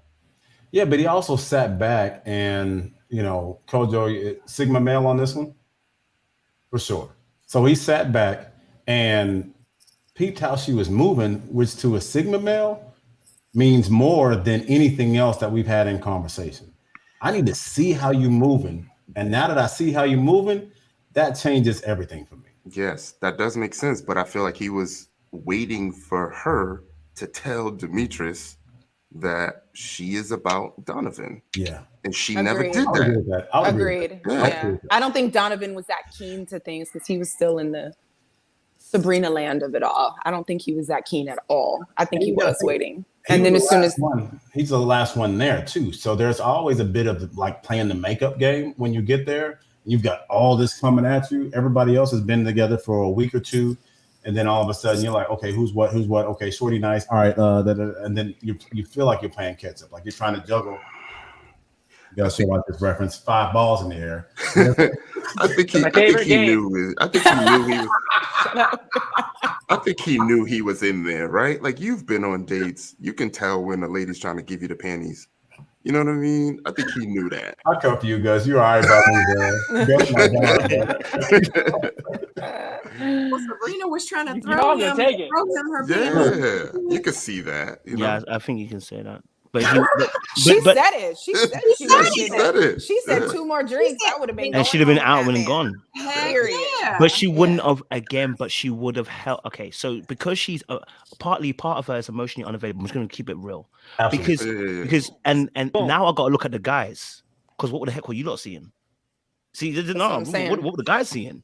Right? Because 100%. in an interaction, there is a silent warfare that goes on between 2 people in terms of who's going to be on top, who's going to be the leading character, who's going to dominate. I know you probably don't like that, but that happens between 2 people, right? When you meet somebody, if someone's got a dominating character or personality, they tend to want to take lead. Yeah. And Sabrina is making sure that she keeps herself makes herself invulnerable to these men by keeping distance, right? Tori, that's it. Listen, I love Tori, but it's his own fault. He was a lamb to the slaughter for his own fault, because you said it to us in the show, like, oh, the contact's been a bit iffy and biffy. Bro, if it's been iffy and biffy, she's not really on it. It's that simple. That's how I look at it. If you're iffy and biffy, you're either playing the game or you're not really on it. And that's for me. When people do that, I dip out. Do you know why? Because I like to play that game first. Just saying, that's my old me. That's my old me. It's a dark arts. That's the old 1.0. 1.0. 1.0. 0.5. So that's part of the game, right? So my question is, what did the guys see? Because if she's not going to surrender, because she was never surrendering. At any point was she surrendering. Demetrius and Donovan both got a Sabrina who said, I'm not surrendering. Like when and women interact and the woman starts to like the man, there's a surrendering that happens. She begins to soften and begins to follow your lead. When did she ever do that? The men are peed off because they fell for the trick and didn't stick to their guns in terms of, actually, old girl, was not going to yield. And she beat you to the punch. You thought you were going to beat her to it. She beat you to the punch. And that hurts. For a man, ego-wise, that seriously does hurt. So they have to take an account and look at it. It goes to, why did you want to continue to chase somebody who ain't surrendering? Yeah. And here's the thing too, though, like I think you're absolutely correct. Like you nailed it with that, Kojo. I believe that. But it's just also like, if any of them were going to continue with this foundation that they both have, like, I don't really see any of them lasting with her. Even with them, when I look at Demetrius to me, and from what I'm seeing, was solely there to win Sabrina. So after she played this guy, played that guy, he would have loved to just walk up and be like, I got Sabrina. And then it would have been a nightmare after, and the fairy tale would have been over. So it's, still on that ready to date thing, because I'm not mad at it. There was something that Sabrina said in the beginning, I'm just here to experience, or she kind of like alluded to the fact that she's just like dating and seeing what's out here. And I think she did move accordingly, as much as it did make whatever. Yeah, she stuck true to that through the whole show. From what we saw, it seemed like Demetrius got lazy after he got the kiss on the ear. It was like, I'm in there. I ain't really got to work no more. Okay. Wow. Right? And Donovan didn't really see that. But Joy actually called Demetrius out and was sure did. Who do you even like here? Like, do you really like someone here? So she was seeing that as well.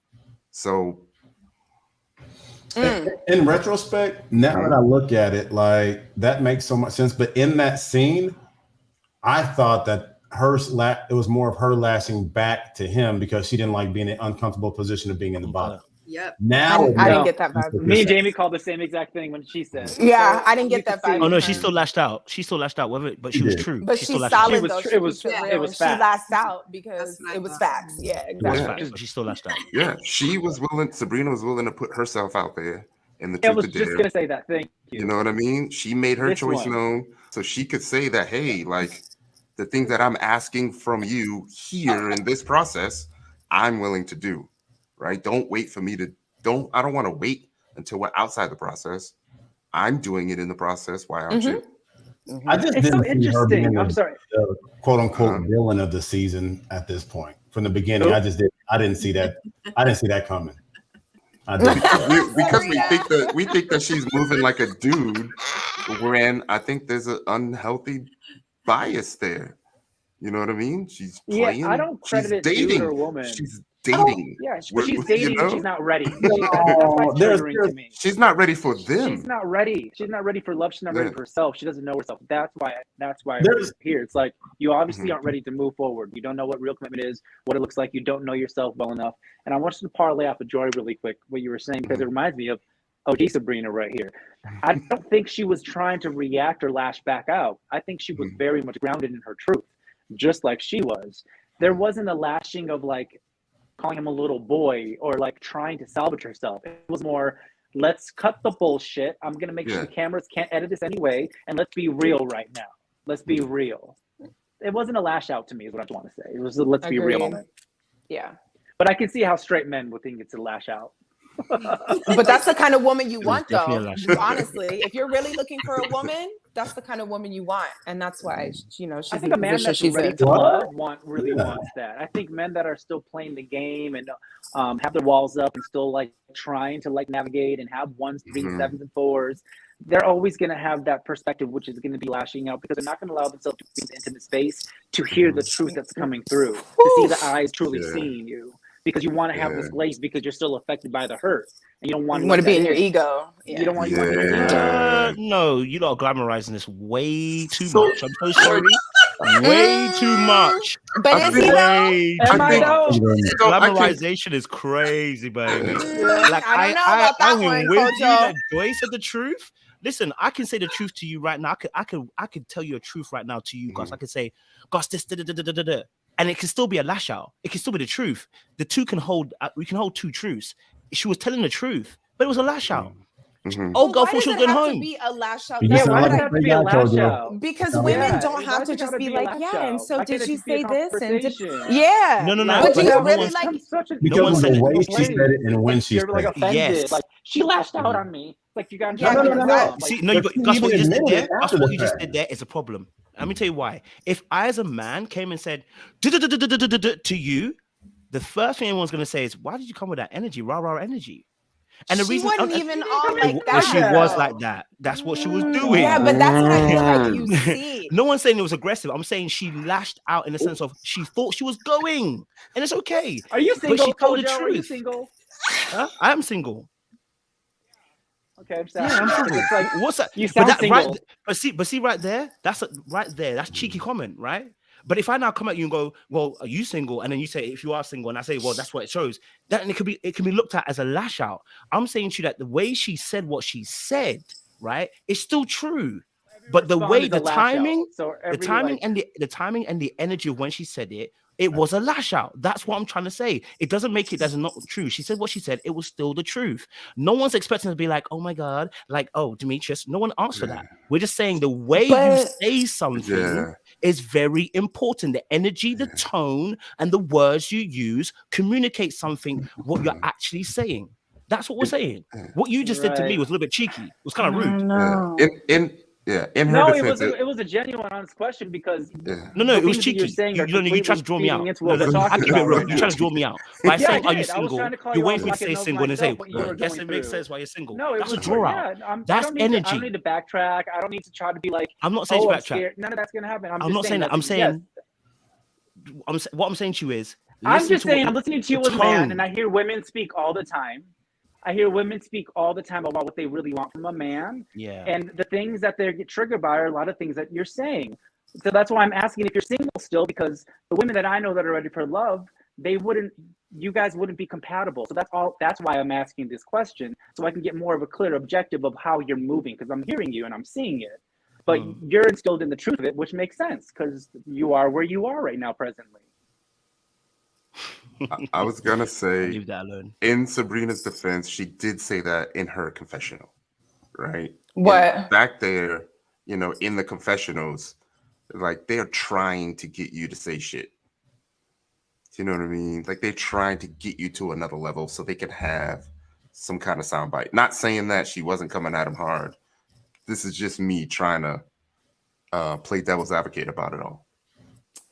I don't know. I guess it just still bothers me the coming at him hard thing. And you know what, Kojo? I respect your opinion because, and I think, Jay, you're on the same page. If that's what you heard and what you saw. But as a woman, when I sit up there and look at her, that's very challenging for me because to me, what you're signaling, just to me, and I could be completely wrong, is that you just want somebody to deliver things in such a cute little perfumed package. Right. And when I need to tell you what I need to tell you, you can't. Joy's character has spoken enough for herself to where what she said to him was just her keeping it real with somebody.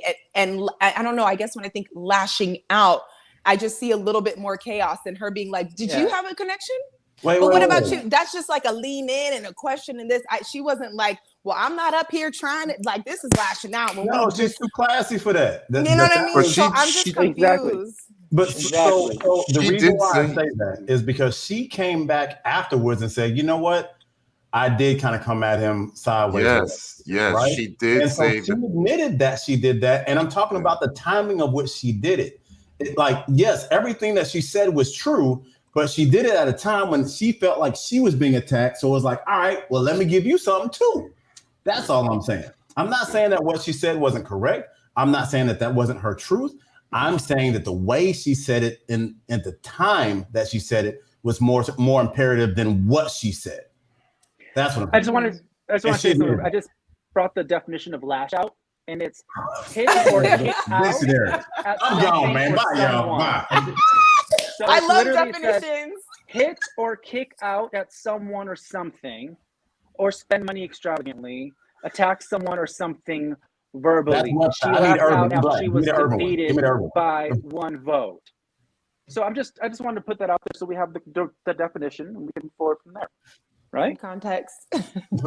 Thank you for that. That was cheeky. Okay. So got Webster. So in the next scene, we have Paul meets Takia, and he wants to clear the air about the things that. So that was great. Thank you, you guys. I'm not trying to be rude to you guys, but it's getting late, and because we're like I'm on like number 3. We have like 6 more. Girl, you the host. Take the reins. We got to move fast. So Paul does meet Dakia because he wants to clear the air about the things that Carmen said about Dakia when they last met. Paul says that pretty much Carmen did throw a lot of shade, and Carmen does spin things or spins the truth. Paul says that Carmen has it out for Dakia ever since pretty much she got Eric eliminated. Paul states that Carmen is superficial and judgmental. Dakia's demeanor is very classy, and he does want to get to know Dakia more and wants her to meet his family. Do you guys have anything to say? I didn't buy any of it. Talk about people playing the game at the end of the show. That's how I feel for that. Yeah. I feel like this relationship is forced. I don't really have too much to say. I mean, that's why I felt like the Sabrina and Donovan thing I knew was going to take up majority of our time because everyone else kind of just met the family. You know what I mean? And it was really, but Dakia is not feeling him. I think she's doing the best she can and the right thing by showing up for the show on the contract that she has. Like, oh, okay, I'll meet your brother. Oh, you're really sweet. Oh, I feel friend vibes, but okay, I see you. I received that. She's 100%. Being a lady about it all and nothing more, nothing less. She's not being confusing. She's not promising him things. She's not like, maybe I'll just date PO now. Like, she seems very neutral and just here for the process. That's what I'm getting. I like this brother's questions, though. I thought his questions were really. His brother was really good questions. His brother was like PO 2.0. Yeah, I was always Team Paul, and I just wished Paul was Paul from the beginning and not PO at all. Think that would have been because it's hard to tell now what is what for sure. Right, because I feel like he really messed up some opportunities, man. He could have just been himself. He could have just been genuine from the beginning, and I think things would have worked out a whole lot better for him. Agreed. That's all. Yeah. Kojo, do you have any thoughts on Paul and Dakia? I think it's a bit forced in it, like you guys. So to be honest, I'm not really, Dakia's not on it. Like she knows she's not on it. But I think he's a nice guy. He's decent. You know what I mean? He's in the nice guy category, and you don't want to be in a nice guy category. You know what I mean? It's like you're nice. Yeah. But you're nice, but that's about it. Like I can't see further than that. And I think. Maybe she just wants to. I don't even say she wants to stay on the show. I wanted to say maybe she's just doing her obligation. She's doing what she must do. Yeah. Stay on the show. Do what she has to do for the remaining time. Meet the brother. It is what it is. Or maybe she might even be thinking maybe something might change. If maybe she might see him in a different light. But either way, baby, she ain't seeing her brother any differently than what he is to her, which is just he's a nice guy. Yeah, and the nice guy thing doesn't really work because I feel like that's just put on as well. Like I want to see you. I don't think don't paint really, for me. Yeah, I agree that. She he doesn't come. Yeah, she admitted to it not being a normal process, so it just seems like she's trying, even if it is going to be Paul. And I mean that in the nicest way. Sorry, what? I mean that in the nicest way. Yeah. I don't know. I don't. It's funny you call him a nice guy. I don't really like. He's not what I consider a nice guy. PO, just from the way he's moved. No, I agree that. I hear you saying. It's the act of it though. Like all of the catalog answers is he's nice. You can't say anything about him because he never came out of pocket, said anything wrong, gave an opinion, showed any vulnerability. He's just a nice guy. Kind of thoughtless, mean things to people sometimes. Like I don't know. Yeah, PO is. I think he just got we heard somewhere that he got like a film or something, an acting job. That's awesome. Like he's doing well from the show. So, that's hopefully benefit him in that way. That's me being cheeky again, because that means he played the game right. So good. But yeah, I'm not so sure about PO. I couldn't stand for him, and I don't understand why this beautiful one right here did for him so hard. I don't trust him. I don't, there's something about him I don't trust. I wouldn't be able to trust him. I hear you. No arguments here. Yes. Well, I hope they get it together. I hope that at the very end, which is next episode, that Paul and Dakia say, "You're a great person. You're a great person, but we're not each other's persons." Yeah, totally. It's really simple. Yeah, that's what I hope. It's just, what were you about to say, Gus? I would love to hear the guy's opinion of Dakia, because I think she's standout. I think she's incredible. What do you guys think about Dakia? Dang, Jay, nothing. I thought you would speak first. I like Dakia, side? but I like Dakia. Maybe it's not her crowd. I mean, I want to. Maybe this is not her crowd because. I think maybe not her crowd. Go on, Ty. Say it, because I don't want to be the bad guy. So she's solid. You know what I mean? She's a solid, nice woman. I just feel like my fellas, like, they're wolves. You know what I mean? And they would see her as that hopeless romantic. She would be the weak one in the crew, and she would just have a series of failed situationships. And I feel bad about that. So she needs to, like, be stronger. You know what I mean? It took her 9 weeks just to even say something back to Carmen. You know? We would just peg her as the weak one. Nice girl. You know what's interesting you say that? Yeah. Because to me, she's probably the strongest one on the cast because she's overcome and faced the most adversity. The fact that she's a cancer survivor makes her extremely strong. So it just it's such an interesting thing for me to hear you guys say that's how you would view her, when I view her so differently. I just see her as like someone that overcame death, that is a businesswoman on two ends, is kind, is thoughtful, successful. Like, she just seems to be such a great package. And it breaks my heart that people would view her as the runt of the, I don't know. I'm not disagreeing with that. Yeah, she's too nice. There's just a certain I think what he's maybe trying to say, there's like a pizzazz that's not there a little bit. Like that thing. It's like more salt and pepper, which is like when you look at stocks, right? You want your blue chip stocks. She's a blue chip all day. Yeah. All day. All day. She's an Amazon, an Apple, you know what I mean? Like, she's extremely intelligent, right? She's a freaking engineer for NASA. Yeah. And she owns a dance company. It doesn't get more sophisticated, got her stuff together and all that stuff. I think what Ty is saying is just like, but unfortunately, just like the Tories of the process, the not playing the game, finished last.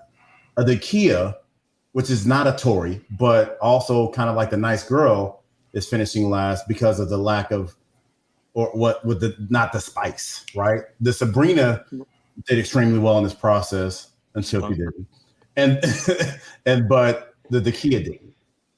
Is that what you're saying? Weird to me. And it's just so funny because Sabrina's not interested in any of the guys. So it's like, but this is That's what we're saying. My lips were literally closed. Read my body language. I was like, I saw you. I was like, Jay, nothing. Because she's such a dope person, but like Ty said, like in this process, but the guy that was feeling her, no pun intended, Eric, like, he's not there. Right. Like, but you guys, go ahead. And he was, and Eric was moving mad anyway. anyway. Felt about it, but the process for sure. Nobody got that pun. Nobody got that pun. Wait, say it again. The guy that was I didn't hear you. Stop it. Just stop it. Oh, I got you. Nobody. Not a that was person. Just told you. I'm so sorry, brother. Like, I was so concentrating on. I'm wasting great content here. Just wasting. Go. Yeah, for someone that's like mature, ready to really, really settle down. Yes, but that unfortunately, that's not where a lot of the people I know are. Yeah. That's why I watched the show. And then that's the funny part for me. It's like someone like her should be winning on the show, you would think, right? Like, you would think. Yeah, you would think. I mean, but Love and hip hop. I think Jay kind of encapsulated quite right. We need a pizzazz. We need something to You know what I'm saying? Like, Mm-hmm. she's nice. Mm-hmm. Like I know a friend like this. A girl asked me the same question. She's a very beautiful girl, but she's just nice. Yeah. And you have to understand that a lot of us men are there's some wolves in us, man. And if you're too nice, it's like You don't want to hurt her. I don't want to hurt your feelings. Yeah, You know what I'm saying? Like yeah. you're almost too innocent. It's like I can't even be. Nah, man. Anything you know? Right. Nah, you know what I'm saying? And unfortunately, it makes it difficult to then want to go any further with that person. Mm-hmm. Maybe you might go with sex, but you might not go in a relation with that person. Because again, as men, we're also looking for people that are going to give us a little bit of pushback, not crazy pushback, but a little bit of pushback. You know what I'm saying? Like if I'm wilding, can you give me a little bit of pushback? Now it sounds mad, but we're looking for that inadvertently. If I see that you're too diplomatic, you classy, love that, but you're too diplomatic, it's like, yeah, she ain't gonna be giving me nothing back, bro. Like there's a book called Why Men Love Bitches. Thank you. Yeah. Paul did mention something that I noticed early when he said that he bets that Takia would be totally different at home in private. Her corporate representative is just there all the time, and it seems like she can't turn it off. Wasn't Clifton in the room? Yeah, Clifton was. He said he was concerned about that. She'd be on some hey, Zaddy. Oh, it's tough. It's tough. Okay. What are you saying, Jake? What are you saying? Why? I don't know. It's they love to say men are so easy. It's not complicated. But it's like sometimes it's screaming, be my peace, need someone good, need this and that. But then it's like, I'm gonna act up, so I need that. It's just it's I understand a little sass and a little spice. Nobody likes to eat chicken with no flavor. You know what I mean? But it's just like, what is the fine line? Because then you get a Sabrina and that's too far. Now you got a Takia and that's too far. So who meets y'all in the middle as far as someone you could actually date, who's going to give you the pushback that you need? And you not be intimidated by the wolf in you. So what animal is this? It ain't a kitty cat. It ain't what kind of animal y'all need? Well, who's in the middle of this? Right. Genuinely question. This season or last season? How about that? Let me give you options. I'm a drink on that. Do you know what's so interesting about that question? Sabrina don't scare me at all. Right. That's what I want to say. I'm a drink instead. I honestly think that question's an interesting question because I think men are pretty simple. The difference between men and women is we don't document what men want oftentimes.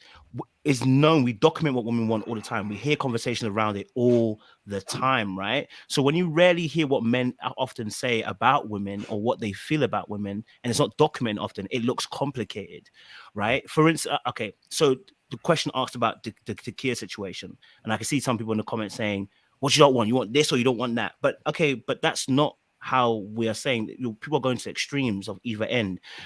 There is a fine blend. When you have a cocktail, I don't drink, but when you guys have a cocktail, right?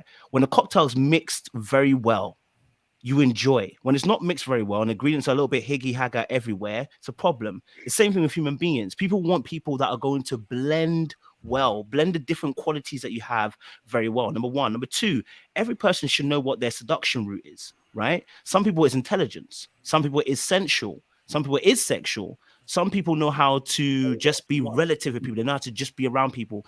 You got to know your seduction route. When I look at Takia, there was an overproduction of sexual energy. And I was like, with that at the very beginning of the show, there was an overproduction of the sexual energy. And I was like, yeah, that's going to be a turn off for a guy. It's not perfectly blended very well. So she understands it, but she doesn't know how to blend it very well. There has to be a touch where, like if a guy comes to you now and he starts talking to you in a certain way and he says something, sexual to you, depending on how he blends, how he talks, you're going to be like, okay, cool. Another guy comes along and says it, you're like, oh my God, that's so cringe. Like, get away from me. Why? It's not blended very well. So I think the same thing happens with men and it happens with women too. We're looking for the blend. Unfortunately, it looks like Takia hasn't got the blend quite right in this environment. Maybe with other guys, she might have got the blend quite right. But I feel like in this environment that we saw her in, the blend isn't quite right. And that's why the men have kind of stayed away from her, or at least made a second choice that she's good. I ain't gonna go there, bro. You know, I think.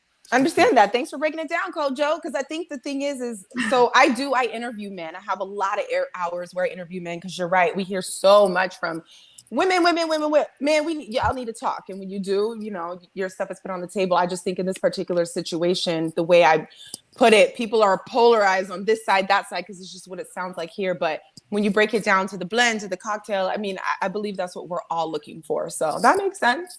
And to each, everyone has a different taste. So that's, you know, that blend is, like you said, Kojo, it's different for everybody. So, and exactly, she didn't have the blend and we said, I get that. On the jump, Jamie and I talk about the show, her person's not here, you know. She needs she just needs something that's not there, you know. I think she blends really well, actually. I think she blends really well. And there's also another part that we haven't talked about where I think she showed her attraction most towards Clifton and Automatic, and it was kind of one of those things like, oh, okay, like the other guys, and you know, Ty, you'll know this too, as far as from being on the season, and Sabrina, you've seen it happen on your season, where guys will be like, oh, okay, she really feeling dude. All right, well, let me pull it back. Oh, it happened to me. What?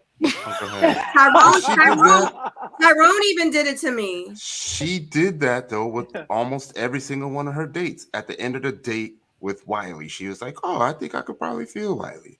At the end of the date with Tori, she's like, "Oh, I think Tori." Yeah, I remember you said at the end of every single date.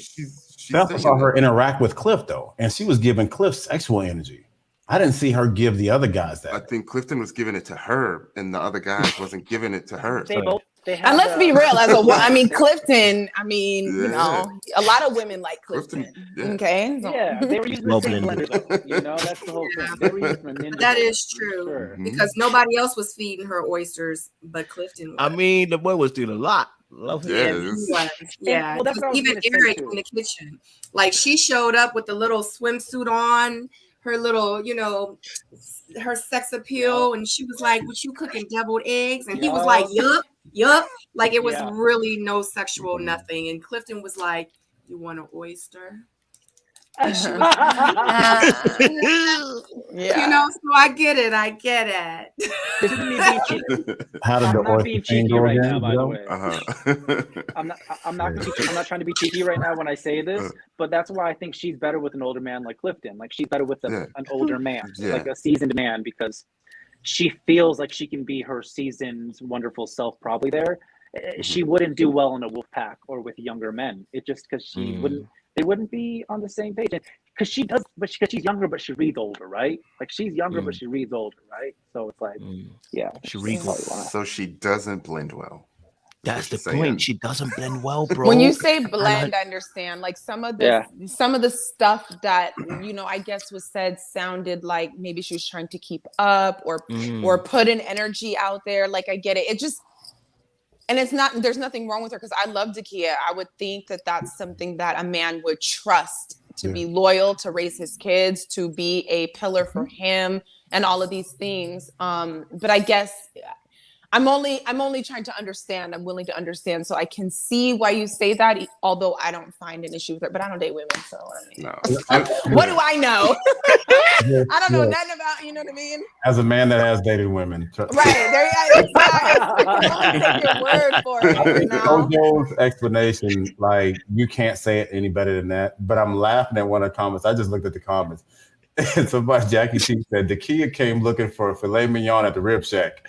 Right. Oh, wow. Wow. Shots fired. Done. Wow. That's messed up. So anyway. Wait, Joy's lashing out was too much? That's not the kind of spice y'all want? Is that blend or no? I'm not saying it was too much. I'm just saying the reason why she said what she said is because she felt like he was coming at her. And so she said that in return. It's absolutely how she felt. But usually when you get the, all right, well, you know, men have something to say about you, blah, blah, then the, like, for example, with Laverne, he was supposed to sit there and take that, right? He was supposed to sit there and take that. You know, that's part of the show. She didn't at that time. And then later on, she was like, you know what?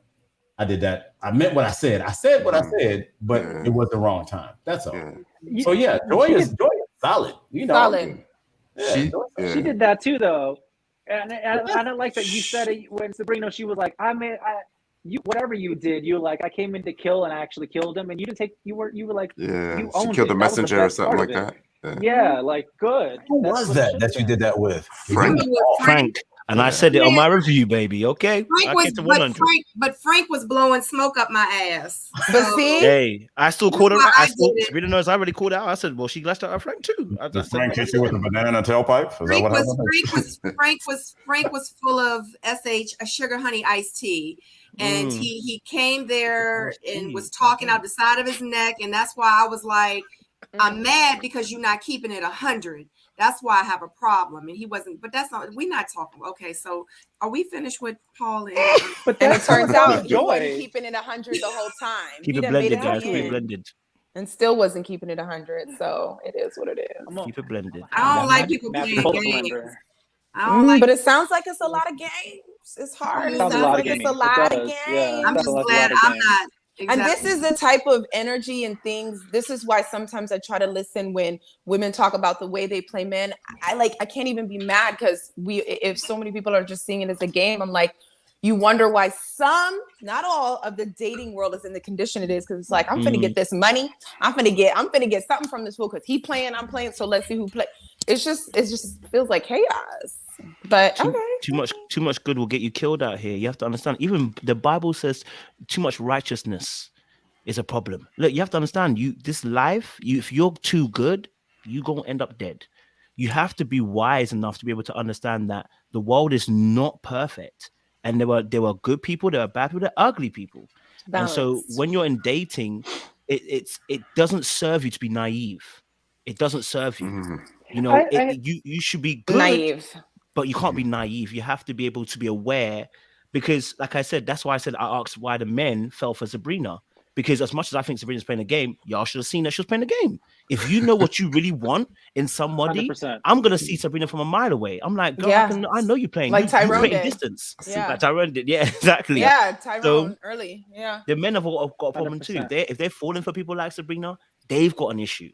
Because they're going after 100%. People that are not ready to love them in that sense. Agreed. So, Yeah. 100%. All right, so moving on.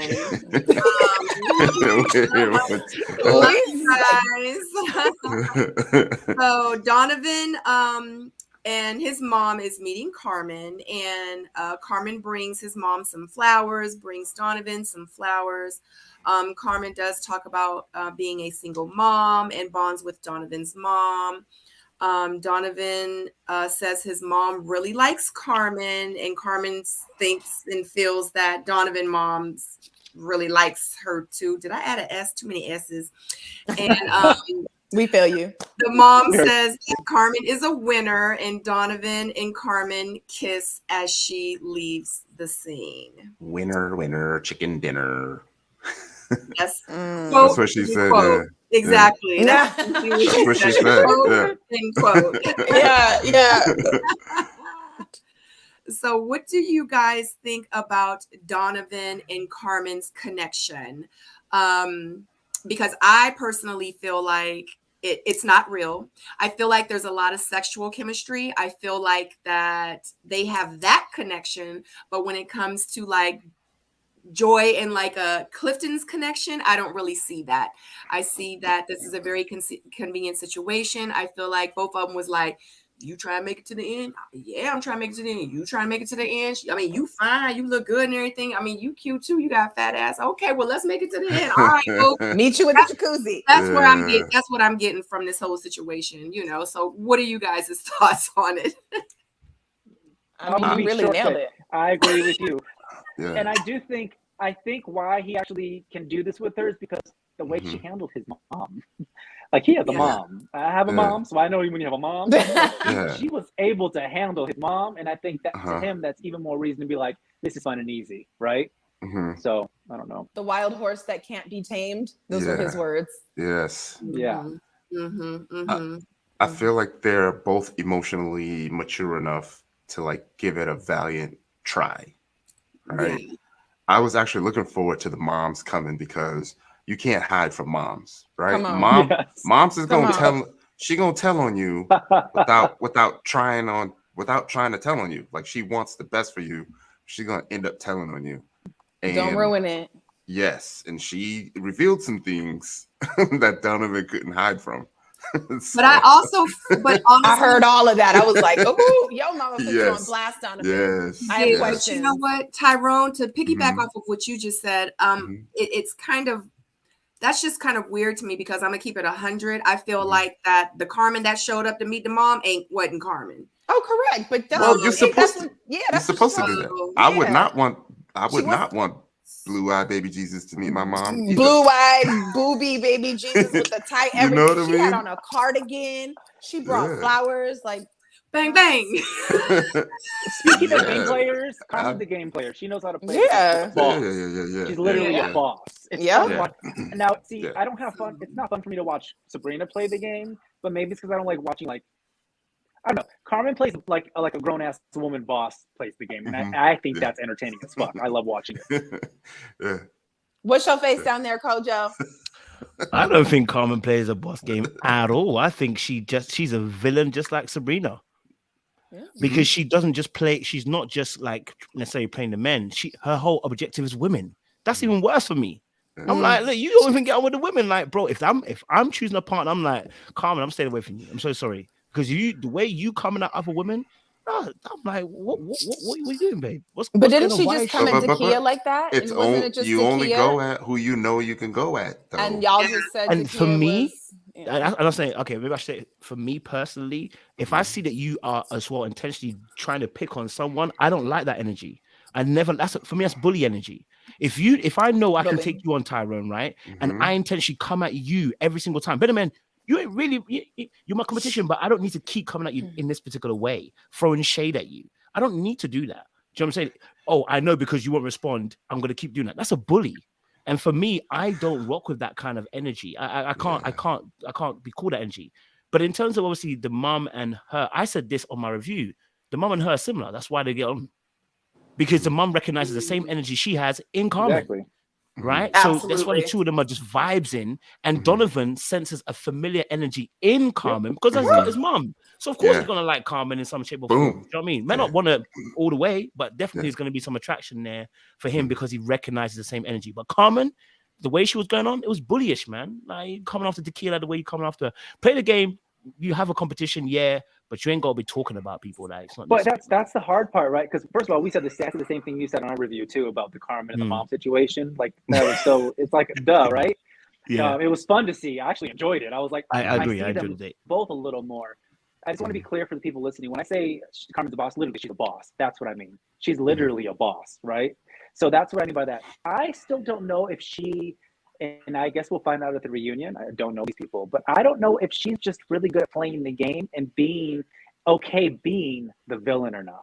Sabrina doesn't feel like she's playing the game and being like, so this is what I mean. Like I could see production being like, hey, can you do this? And Carmen being like, sure, I'll be the villain. I'll say it. I'll do this. Just having fun playing it. Sabrina, it's a different kind of situation, if that makes sense, in my eyes. But bullying or either of them is not right. We've all been bullied. It sucks. Yeah, you know. I think she can really read people. She keeps it real. She does have that military background, right? Yep. So we don't really know how to sugarcoat stuff. And if we see a weak person, like, and I know it's gonna sound bad, but it's almost like we're being mean to you because we want you to be tougher. Totally.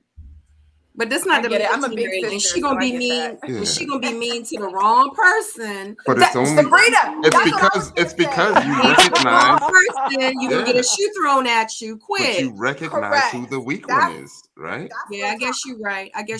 But the thing is, you guys are saying Zakiya was the weak one, so it makes sense that she would go to that one. Yeah. I think that says a lot about the person, though, yourself as well. If you're picking on someone who's weaker than you and you know they're weaker than you, that says a lot more about you than it does about the other person. Exactly. And that's what I'm saying. That's not nice. Do you know what I'm saying? Like, why is she continuously doing that? Look, it could be sugarcoated as nice as everything that you want the person to be strong. That's not the truth. Look, if I keep picking on someone who's weaker than me, it's not because come on, I want you to be strong. No. You doing what you want to do because you like the power you have over that person. Keep it a buck. It's a dark truth. And that's okay. In real life, we all do these things. So I'm not trying to exclude myself. We all have those moments where you know you decide somebody and you know you can get away with it. So you did it, right? but Will this Smith. consistent going after her is it's consistent going after her is problematic for me. And so I'm looking at Donovan like, okay, so is this the kind of girl you want to go for? If this is the kind of girl you go, I gotta look at you some way. Because bro, listen, that's the kind of girl that when you bring around the other wives, she'll be saying something about the other wives. That's a problem with other men. That's how Sabrina is, though. Sabrina said that to Donovan, remember? Or Carmen, Dakia said that to Paul. She was like, because if that's the kind of woman that you're going to be interested in, then I'm not the woman for you. Yeah, she sure did, Kojo, just to I feel like she knows how to keep it professional publicly. In Carmen's defense, like it seems like all the bad stuff she was saying was in the confessionals, which is a different environment. She ain't saying she rarely said any of that in front of Dakia. So you think it, and that's how you think. Say that again. It's still problematic. That's how you think. She may not say it to the person, but that's how you think. True. Yeah. So that's going to come out in your behavior. Was feeding her though. So if you a lot, you guys watch reality show, production feeds you things to say to create more drama. They need more drama, and she might be the one that's more willing to do it and say it.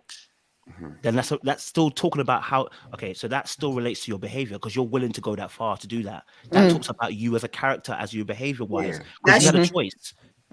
Yeah. So she'll mind that. Yeah. True. Yeah. I mean, if she wasn't booked as the villain, yes, she does have a choice. If she was booked as the villain, she don't have a choice. So yeah.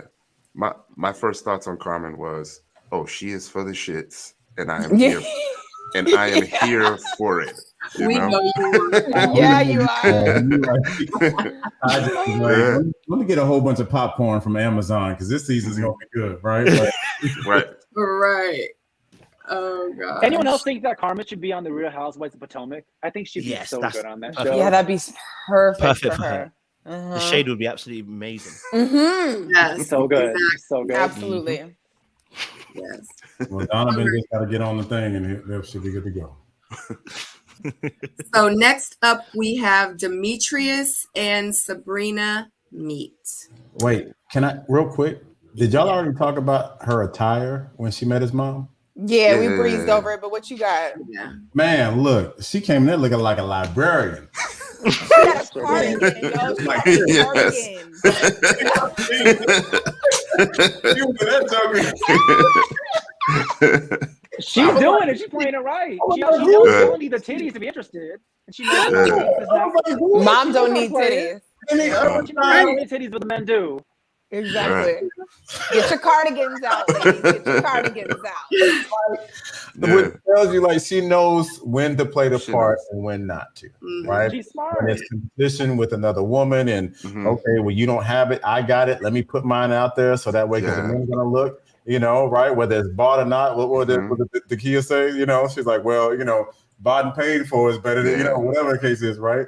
But it was just one of those things where I was like, oh, okay, she no contacts. No girl saying no. Yeah, she normally wears this powerful chain. Right. None of that either. Not in front of mama. Powerful girl, bye. She was giving me librarian vibes, Like, church. Good morning. Good morning, ma'am. Somebody called her Auntie Carmen. Yeah.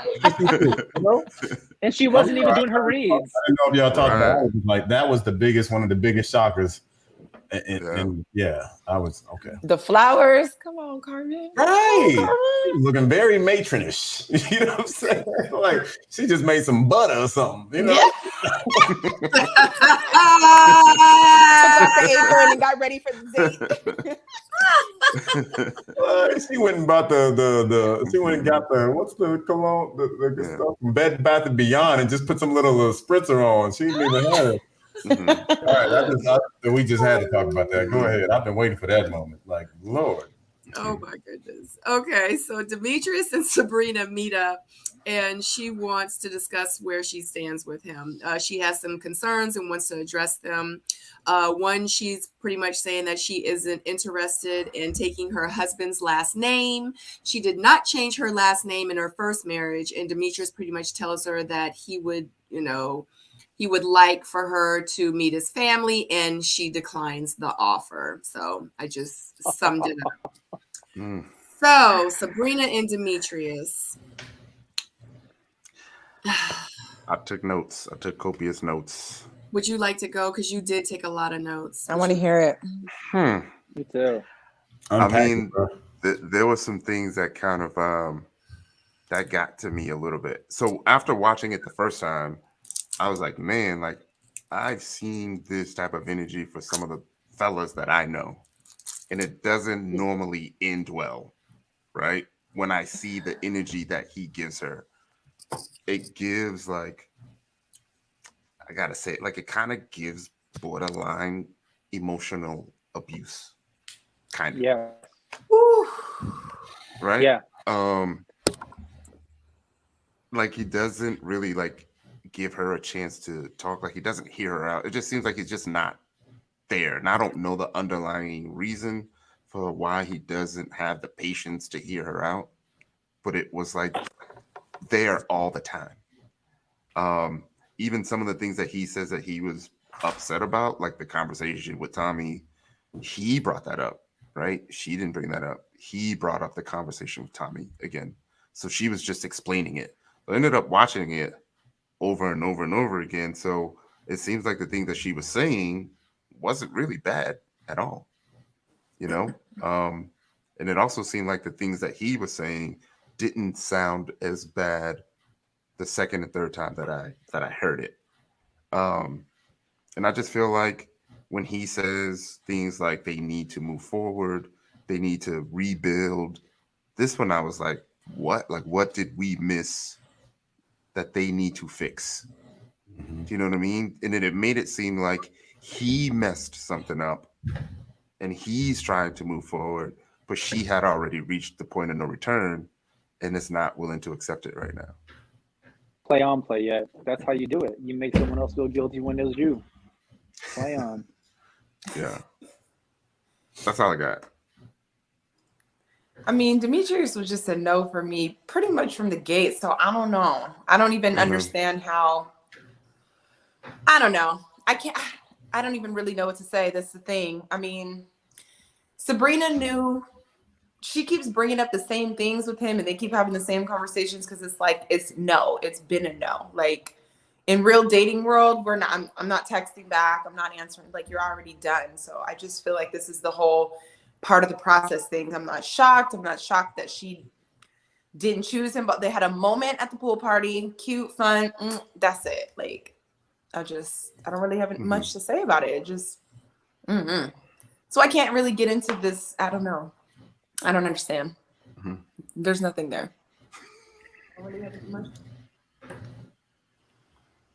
Kojo, what you got, man? I feel like the arms aren't folded, but it's there. I see it. I was just trying to make sure. I was like, Ty, what are we talking about here? I was like, I feel like I need to explain it so I can get it. Yeah. No, I feel like sometimes you develop a bias towards someone and then you stop hearing them out. You know what I mean? And then I just started listening to it like with the captions on. So it takes the feeling and the emotion out of it. And I'm actually listening and hearing what she's actually saying compared to what he's actually saying. And then it just comes off different. It's very mismatched.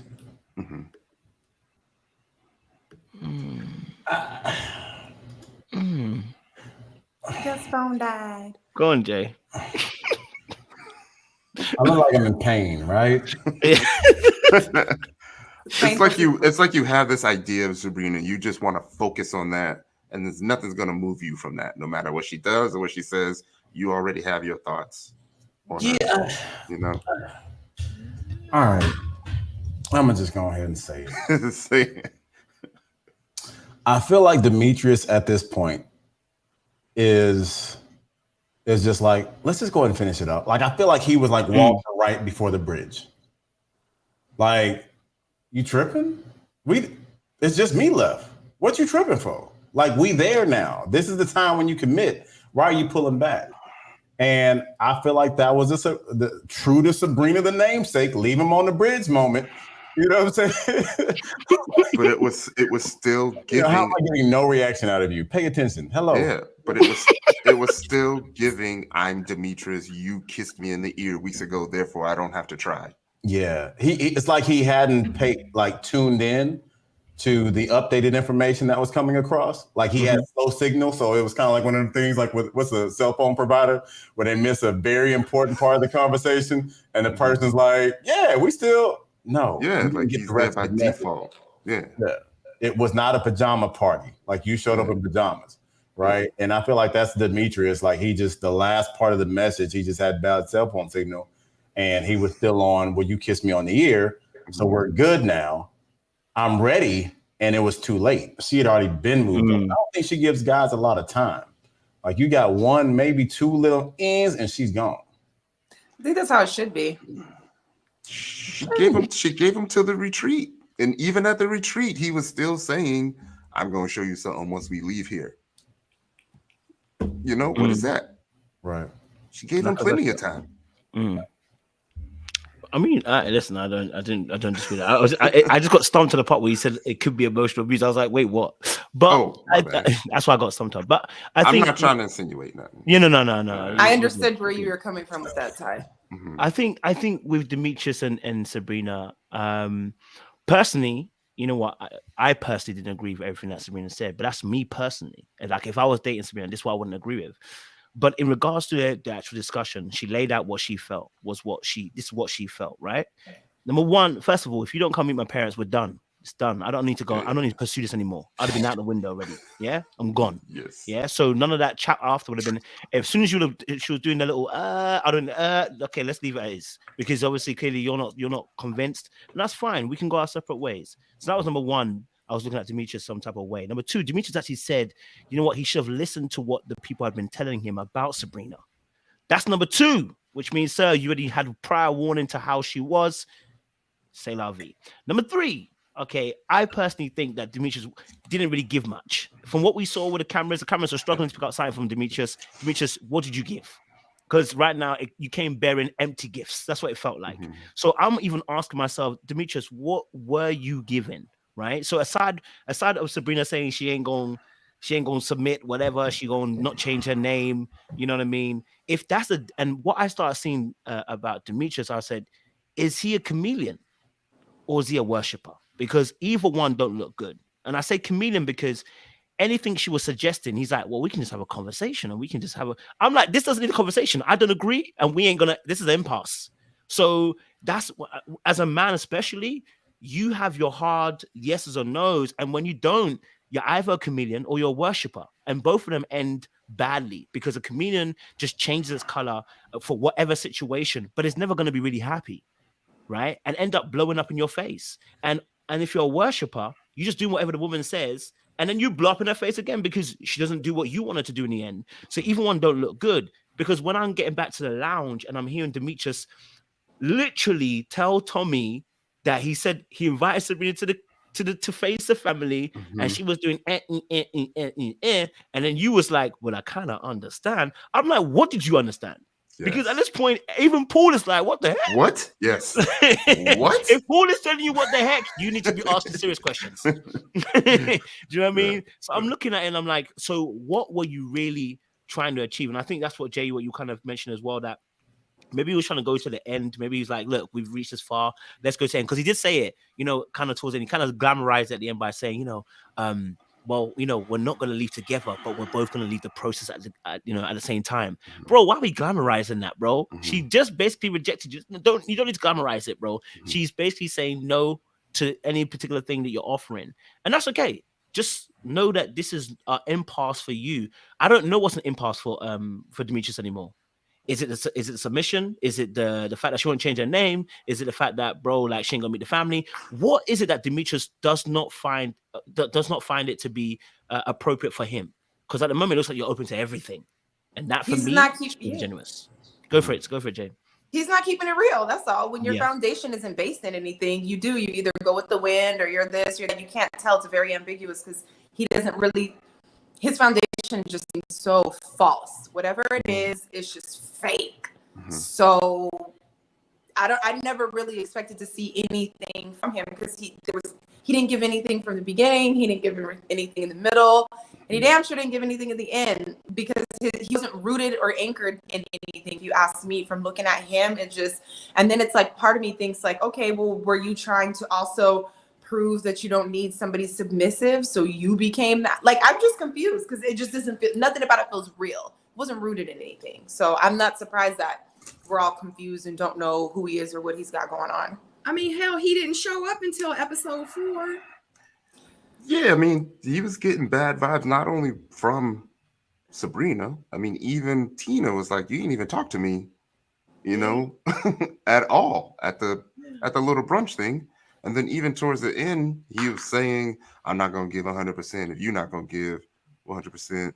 And I'm like, "Bro, like, why? What did we do?" And it kind of does a disservice to people who actually want to be vulnerable and give it a shot, right? Yeah. But this is why, too, in my opinion, when it comes to dating, you know, some people can date multiple people, some people you can't. But if you don't put your stake in the ground at some point, it's always going to be like energy and I'm over here and I don't know and I like this, but I like that. Like at some point, you got to put some stake in the ground and commit somewhere, even if it's not marriage, but you got to commit, because that commitment is really for yourself. So you can actually see if you're dealing with some people, and when your energy is scattered and, you know, it doesn't work. And, you know, it doesn't, the only people that really seem to put their stake in the ground is Clifton and Joy, even though Clifton gave the little sound bites of Joy is my top, Joy is my top, Joy is my type. But, you know, we'll see about Dakia. It was a side note. Like, it was just so obvious, you know, so they put their stake in the ground. And that's why, you know, you go on his stories and he's in Mexico. Like, enjoy. This is what it's about, you know? Well, yes, he was in Mexico, people. He was in Mexico. So does anyone have anything else to say about Demetrius and Sabrina? Because this was just the meetup where they talked. This isn't even the meetup where he like, yeah, I'm good, she good, we good, yeah. So this was the breakup, right? No, this was them just meeting up. And he was asking her like, hey, like, I want you to come meet my my, you know, family. Okay, yeah, that's all this was. And she was like, no. And he was like, okay. Yeah. And then they were saying that, you know, they were just going to move forward and see where it goes, et cetera, et cetera. Yeah. That's a first ever on Ready to Love history where somebody was like, nah, I don't want to meet your parents. Yeah. First ever. Even Dakia met Paul's brother. Right. And they had zero love interest. Mm-hmm. Yeah. From what we saw. So for her to be like, nah, I don't even want to meet whoever your family member is. Because they feel like I don't care whether they flew in or not. Like, yeah. You know what I mean? There was a comment that did get to me when she says, my heart still swells for him, but she feels like they're still scrambling to make up for lost time. And I was like, yeah, because he ain't show up. What the hell y'all talking about? I'm so confused. What does that even mean? What does that mean? I'm confused. Yeah. I'm very confused. I just feel like there were so many different signs that she's just gave off that she's not, and this is no diss to her, that she was not emotionally available. One of those, I don't care who your family is that flew in. And he was like asking her, so I had some family that flew in. Would you want to, like, they're here. She was trying to be over it. She was trying to do whatever she needed to do to self-sabotage the situation, just like Tina did, because she was already mentally done and over with the process, and she was trying to figure out her exit. And she like, well, if I do this, they might let me off the show, and if I do that, I might be off the show, and if I do that, and that, yeah, I might be good. You know what I'm saying? Yeah. And that's how at this point, that's how I felt about Tina. I felt like Tina mentally tapped out, and she was like, yeah, I just ain't gonna show up. It is what it is. You know what I'm saying? And that's just how I feel like Sabrina is right now, too, at this point. Season, the cast was acting up. Yeah. I mean, no protocol, just left Tommy sitting there calling folks. Like, it was a lot. It was a lot. Honey, Tommy was calling his other phone. He wasn't I questioned that. I was like, they're not gonna have Tommy out here wasting his time because Yeah, not Tommy. How much you disrespect this process, you're not gonna disrespect Tommy on this shit. You're not gonna disrespect Tommy. We just all wouldn't do it. But you know what? Production was probably, because guess what? We got a check, so do Tommy. And they probably told Tommy, you're going to have to sit here and record this because we need an exit for Tina. Period. Yeah. At the end of the day, we all work and stop it. You know what I'm saying? But, you know, it is what it is. And for real, it was probably a time when he had to go to the men's lounge. And they were like, before we go to the men's lounge, we want you to come over here out of water and act like you're waiting for Tina. Like, we just never know. We don't know. You know, but that's just my take on it. You know, who am I? Anywho, does anyone have anything else to say about Demetrius and Sabrina? All right, moving forward. So Helen, who is Paul's brother, meets Dakia, and she pretty much comes in, she gives hugs, she shakes his hand, she explains who she is, she sits down, she's talking about like, you know, like I'm this for NASA, I do the ballet, and she's ready to settle down. She talks about how she leads all day. She wants to finally like be in a situation where she can just chill and like kick her shoes off and relax because she is that woman all day because of her job profession. Paul explains, and his brother talks about like him and someone taking advantage of him. Paul's like, I know exactly what you're talking about. And he explains how he stayed too long in his marriage. His brother doesn't want Paul to get burned again.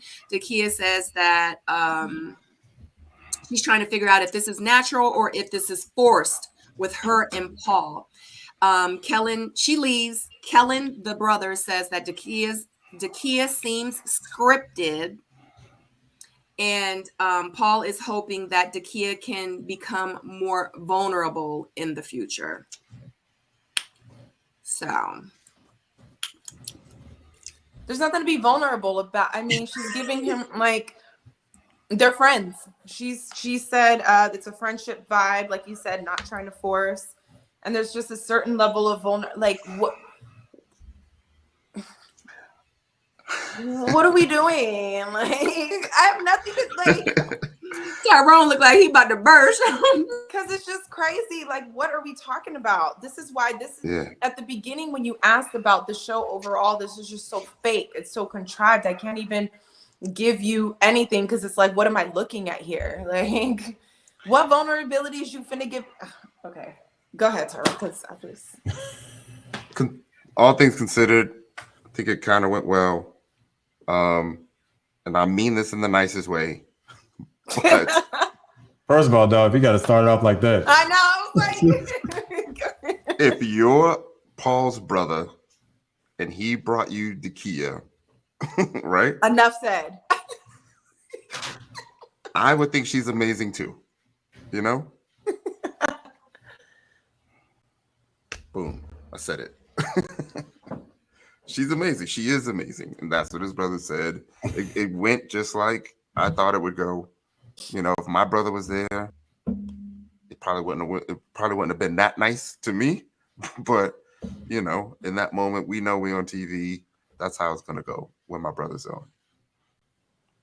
I did like how Kellen, I like how P.O. did kind of stick up for Dakia's character a little bit because Kellen was like, oh, her answers seem very textbook. But he was also like, you know, he doesn't understand Dakia and her demeanor. And I kind of found that to be valid. I didn't think I thought her answers were, you know, sounded a certain way, but it's also just who she is and who she's presented herself to be this whole time. So it made sense to me. Was that representative? Is that a representative, you mean? Because didn't she have the same? Didn't Clifton's persons also said something similar about Dakia, about her answers? Mm-hmm. That her answers seem to be well scripted, and maybe that's also coming off in her behavior too. That she's well scripted. Mm-hmm. You know, I agree. And maybe that's too. So, yeah, I mean, I didn't expect her to be vulnerable with Paul. But maybe she's just very textbook in the way she answers things. I mean, if you work for NASA, boy, you know what I mean? Like you gotta watch how you move. But you know, I think you know, listen, I said it with thing, Paul choosing Dakia is for the greater good. Okay, all right, because he was going to choose Carmen in his gigolo state. Listen, choosing Dakia it's a good uptake, I would say. You know what I mean? Nothing wrong with Carmen, but I think Dakia is a good uptake. And he'd be blessed to have someone like that. But as far as she's concerned, this is a friendship vibe. She's doing obligations for the show. She's meeting the family. She's doing what Sabrina would not do. Okay, and going and doing the niceties. Okay, all right, because that's how Dakia is. She will do the nicety stuff. But yeah, I mean, to be honest. We just need to free Dakia from that place, baby. Okay, Dakia, we need to free you. All right, the obligations are done. What'd you say? Obligations are done. Yeah, I agree. There's only one episode left. I feel like she did the right thing, and I feel like Sabrina could have done the same thing. Just go through the process. Right. Because she didn't like it when Laverne didn't want to go through the process. Right. So why that is a good point. Right now that you have the option, why is it okay for you to say, no, I'm not going to go through the process? And she could have done it just how Dakia did it. Right. Like there's no hierarchy of, well, I'm too important to go through this process, so I'm just going to bounce. I'm sure at this point, Dakia didn't want to necessarily go, like, why am I going to this date? Okay. All right. This is what we need to do. Okay, cool. I'll do it. Right. Just honor the process. Yeah. And I think everybody, for the most part, does that. I just don't understand why people don't. Yeah. I hear you, bro. Yeah, agreed. I hear you. It's a lot. That's a good point. That's all I'm saying. It was good for the goose. It's good for the gander. All right. Does anyone have anything else to say about Paul, his brother, and Dakia? So moving forward, the men meet for the last time at the Gentleman's Lounge. I am so mad about these pictures. Let me tell y'all something. Y'all know I pride myself in them pictures. Okay. The men, they go around, they discuss their connections. Tommy says that, he's watching Paul because Tommy was trying to figure out, like, where Paul and Dakia come from. Like, what's going on? So he said he watching Paul. That he was rooting for Clifton and Joy. Demetrius explains that Sabrina wasn't interested in meeting his family, and Tommy wants them to go and find out. So everybody goes through the room and talks about like their connections, like, oh, I met my mom, et cetera, et cetera.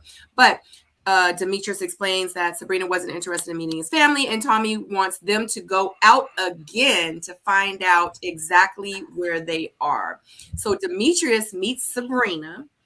And Demetrius mentions that he met with Tommy to Sabrina and explains to her, or he explained to her that he told him that she didn't want to meet the family.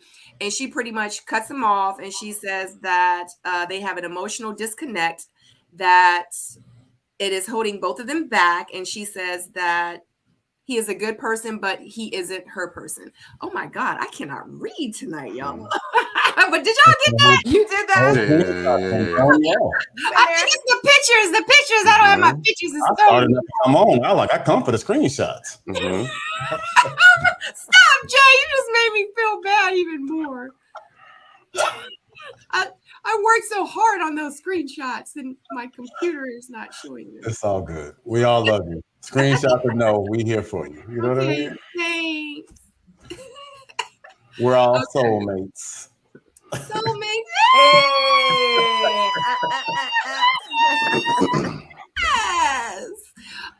Yes. So what do you? Okay, so my take on it, real quick. I try to just give mine real quick. I feel like that Sabrina pretty much self-eliminated because she thought, as soon as Demetrius was like, well, I went and talked to Tommy and we talked to Tommy, she was like, squirt, before you eliminate my ass, I'm going to self-eliminate. Okay.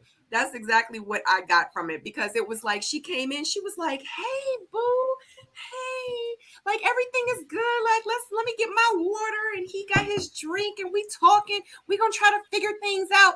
Soon as he said, well, me and the guys, we met with Tommy, she was like, skirt. She was like, well, I've been thinking, and I just really don't know. I don't think this is gonna work. Okay. So that's what I got from it. I felt like that if she would have just a bit patient and really heard him out, I don't think that she would have left the process. And I mean, even when he was trying to give her a chance to like reel it back in, she was like, yeah, I'm good. And I think she felt like, am I being set up? Because at the end of the day, I think that she thought, even though he said that, he's still going to tell me I'm not ready to love. So I want to leave the process before he tells me that. That's just my take on it.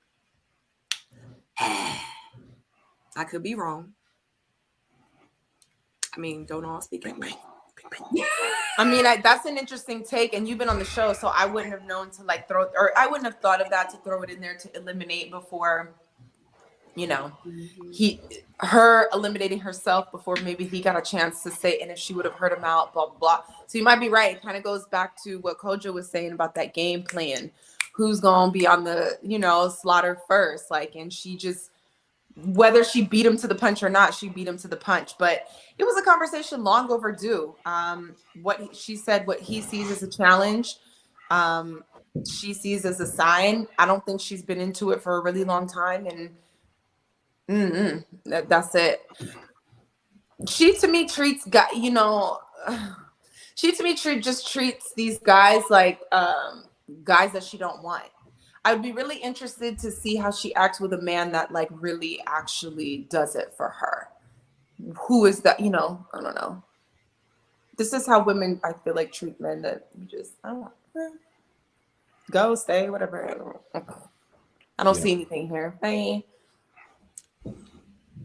Yeah, she lost interest a while back. Like each one of them, you know, didn't check a box that she needs checked. A lot of it is just emotional availability on every level, you know, from the, I ain't changing my last name because I ain't following you like that. I ain't, you know, I'm not submitting to you at all. I'm not following you like that. I'm not, you know, there's a lot of I ain'ts in the process. And you're like that with guys that you're not feeling, right? And that one dude is like, yeah, you're gonna need to change your last name. You're like, okay, Zaddy. You know what I'm saying? Right. The energy depends. Happy to, right? You know? Right. So Right. yeah, I'm with you. I'm gonna try my best. I'm gonna try my best to explain. Come on, because I took some good notes. Go So ahead. the first thing, I think they was being messy, right? You watch it, the lyrics to the song that was playing was "Can't keep feeling loving with somebody." Ooh. I caught that. The You lyrics. did? Yes. Yes. I caught that too. So when he walks in, he was talking about like he don't know what's gonna happen, right? And I'm like, why would he even think that? I feel like he had a good date, other than the fact that she previously just said she didn't want to meet the parents or whatever. But I was like, I think he knows. That's the note that I left. Then I also left a note like Sabrina seems checked out already, because in the last scene, that was the last time we saw her smile. She didn't smile with Donovan. She didn't smile with none of the two previous scenes. She barely even smiled at the retreat. But when she gave Demetrius that hug, right, the smile was there again. She mentioned that the father didn't want to meet boyfriends. I'm okay with that because even my mom is like, Ty, don't even introduce me till 6 months after the wedding because I can't take it no more. The way that you be doing these things, I start to care. They ain't there no more. 2-3 months later, I can't do it no more. So I'm all right with that. She mentioned some fundamental differences that she can't overlook, and the dynamics aren't good, and that's why she needed to remove herself. And then there was another point about he was saying during the process he got blinded by people saying things, but when he saw a certain thing, he didn't pay attention and he overlooked it. And we need to do this something moving forward. So it made me think, like, what is going on that we aren't seeing, right? Well, it seems like the truth is finally coming out about things that they didn't see earlier. So that's what made me say earlier that I feel like there's some things that are coming out that they were unaware of, but the things that came out led them to the point of no return. And now they're going to just do bang, bang before anyone else can get it out. Boom. I think, well, I'm not going to say because I don't know, but I did on my last show have Tori on the show. And when you say that, Ty, I kind of think possibly something that could have come out is now all of the guys that were talking to Sabrina, they had a conversation, which they hadn't had before. So now they're looking at their phones and text messages and comments made. And it's like, oh, that looked like what I got. Like, yeah. So they were able to compare notes. And I think that changed some things. And keep in mind, everyone could still be talking to everyone. Show or no show. Just gonna put that out there. Listen, you know what? And that's why I gotta give Sabrina some little bit of praise, because the girl played the game beautifully. I mean, I don't like everything she did, but look, what she did is what happens usually with the women, right? The women end up talking about the man who was messaging everybody. This time it's Sabrina having all these men on the ropes that they couldn't, that they had to have a conversation towards the end. And probably, I think personally what happened was every guy had the same story. Right? Everybody got the good morning, beautiful text. Yeah, I got a good morning, beautiful text from Sabrina.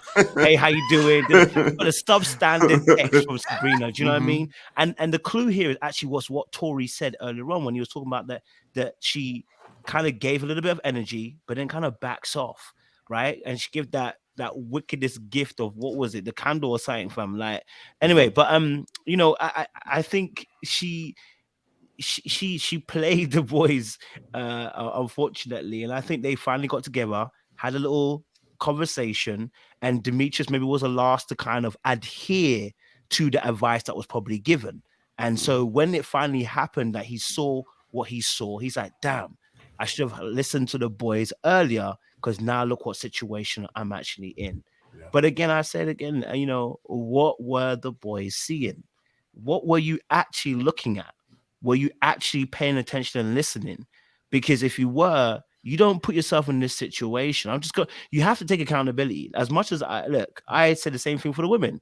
Like, if you getting played by the guy, but you weren't really listening, then you've got to take responsibility and accountability for the fact that you weren't really listening to what he was saying. And the same thing here with the boys. They got played too nicely. And I think Demetrius was just like, yo, like, man, I should listen to the man them. Like, you know, when you know the ones where your boy's hard-headed, you can't tell him nothing. You've told him, bro, this girl gonna play you. And no, look at the way she's sending me a text. All right, cool. Then he finds out, he's like, oh, bro, like, my bad, like, you know, I was feeling her, so that's why I couldn't really listen to what you were saying. I did miss a note, though. Go for it, T. He says the trust was broken, but he said it like it was his fault. And in all caps, I put, what was broken? What was broken? Yeah, because he said they were on a mending phase, right? He did say that, yeah. I don't know. That's true. Interesting. But would it have made it a different? But would it have made a difference, the outcome? No, she would have still done what she did. Yeah, I don't. Yeah, because she has the same values. You know what I mean? Correct. She just made it very plain what her values were. She ain't changing her name. She ain't following, you know, blah blah. Which I said this from when she said it the first time, when she said about submission. When she outrightly denied submission, I said, yeah, you're gonna have power struggles with Sabrina for the rest of your relationship life. That is what I am all here for the new woman. Listen, be all that, but you're gonna have power struggles. That's what Sabrina was describing. Look, that whole I'm not changing my name thing is also a stand that she takes. Fantastic. But there's not going to be many. I'm not talking about the name itself. It's not that. It's the energy behind it. There are not going to be many men. So she needs a Tory, but she don't want a Tory. No. So she's going to have issues, because it's only going to be people like Tory. It's going to get boring for her. It's going to get boring for her. So she's always going to be stuck in this paradox of this whirlwind of wanting a guy that's going to be able to be accepted, saying, we are literally co-equals, meaning that, listen, you and I always say this, we're not equals. Men and women are not equal. And anybody who believes we're equal have lied to themselves. When you carry a child for 9 months, we're not equal. We have different roles. We have equity in a relationship. Yeah. We're different. So wanting that same equality, right? Wanting two people to lead in a relationship is problematic. Have you ever had a car with two steering wheels before? See what happens. One wants to go left, one goes right. That car ain't going nowhere. So what about the lead? What about the person who's got their hands on the wheel and the other one's like, okay, baby, take a left. I'm looking at the directions. Like, you know what I'm saying? So wouldn't that be, I think in our community, well, I don't want to go off on a tangent, but I think we put too much on the submission thing. And to be honest, it'd be nice if we both submitted to each other. It's just a word. Like if I'm linked into you and you linked into me, we're going to be good. You drive. I got the directions right here. I'm not going to drop you. You're not going to drop me. Like it could all just be so damn simple. The submission thing, though, if we're taking it biblical, okay, the man is submitting to God. The woman is submitting to the man. Mm-hmm. So the woman is never really submitting to the man if the man is following God. They're both submitting to God. He's just the first line, right? Mm-hmm. And so to me, it's like if my job is to guard our household and listen to God, and that comes, and I'm a vessel of Him, then we're both on the same page and we're going. But when a woman literally says, "I'm not submitting," immediately, and she has this visceral response to it, then it's like, oh, we don't have nothing to talk about. And then I agree. Around like 5 steps behind me. I don't need that from you. But I do need you. I do need to listen. I need to be able to lead this relationship. And I need you to trust my decision-making abilities. And if not, we don't need to be together. But isn't there space for the man to trust the woman as well? Because when you talk about hearing from God, how wildly intuitive are women? A smart man knows, like, this is something I cultivate and practice now. When I'm dreaming, like, God talks to me crazy. Like I see here, it's almost like, I know we all have psychic abilities, but it's just like, that's why I say all of us together, because yes, it's even from biblical, you know, the man hears from God and then he gives a direction and that's cool. But the woman hears from God too. And I just think a wise man knows that he knows when she's, oh, I don't know if we should do that, or don't make that call now, or whatever it's going to be. No. He can yield to that too. So it's still, to me, such a partnership that doesn't need any kind of power struggle when you both just understand the value in each other and let that be what it is. And but you're right about Sabrina. It's not a power struggle though, right? Mm-hmm. Because what you're talking about, I feel like we're talking about the same thing, right? And that just flows well. And as a man, you trust your woman that her spirit of discernment or whatever it is, whatever gift she's working in that moment, that's, hey, okay, cool. She's watching my back. We're doing this together. We are a team, you know? I dribble, sometimes I pass. Hey, like we said on the podcast the other day, what Chris Rock say, somebody got to play the tambourine sometime, you know? You know, so yeah. I just don't think that she's okay to play the tambourine. And I think you're right about that. That's the issue I'm talking about. I think, you know, and of course the submission aspect, you know, it can be triggering because the word sometimes gets misplaced by people when they use it. I just think that the energy that she was bringing, I already knew it wasn't about necessarily submission. This is somebody who says she wants to stand on the same podium you're on, and that's always going to be a problem, right? Because the male's pride and the male's ego, most men will not be able to have it, and the kind of man that's going to want to have it is going to be the one that's going to want to follow you. Yeah, that she didn't want though. You know what I mean? And she don't want that. Yeah. So herein lies the problem. And that's where lies the problem. So she needs to find, and that for me tells me that I think what's happened is whatever you've experienced in your past has caused you to feel a type of way about following a man. And that's something that needs to be worked out. Agreed. So that we don't have to have this conversation in the same way, because you're absolutely right. If I'm and I will say this, good leadership does not ignore the people that I'm leading.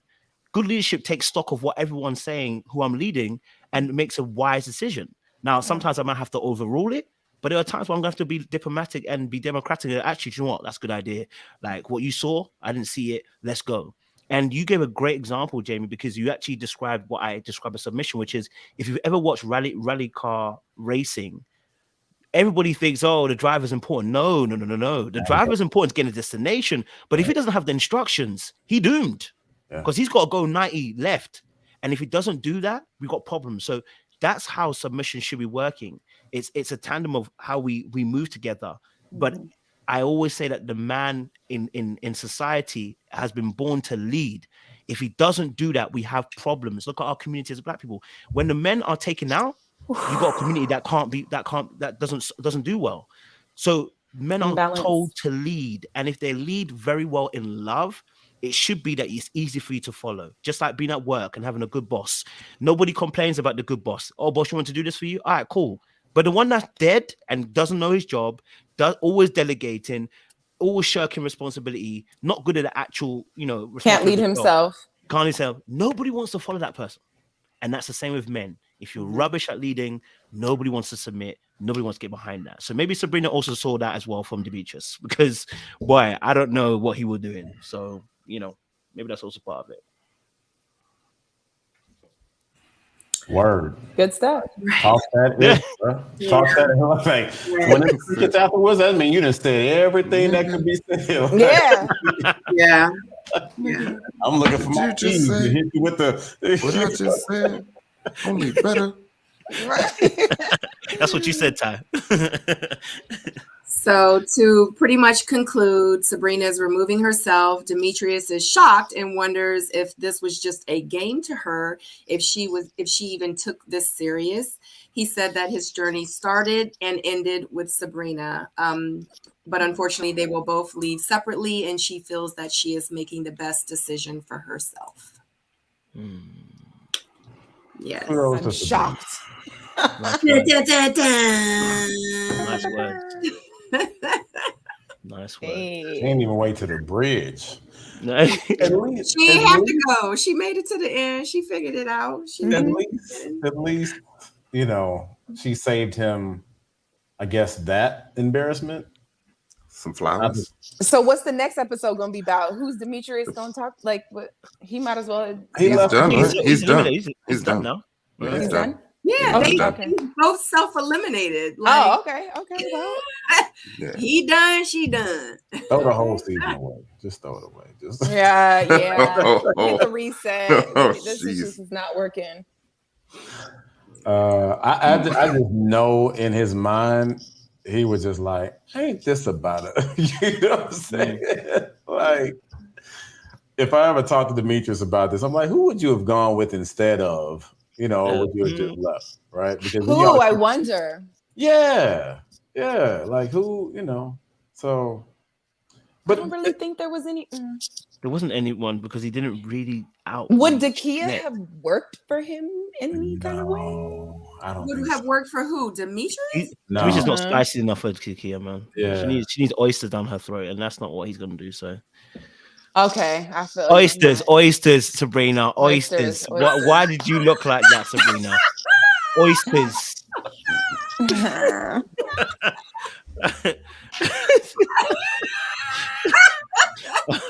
I meant what I said, oysters, nothing else, guys. I'm sorry, y'all know I'm abstinent, so abstinent. At this point, I got virgin ears, so I don't know.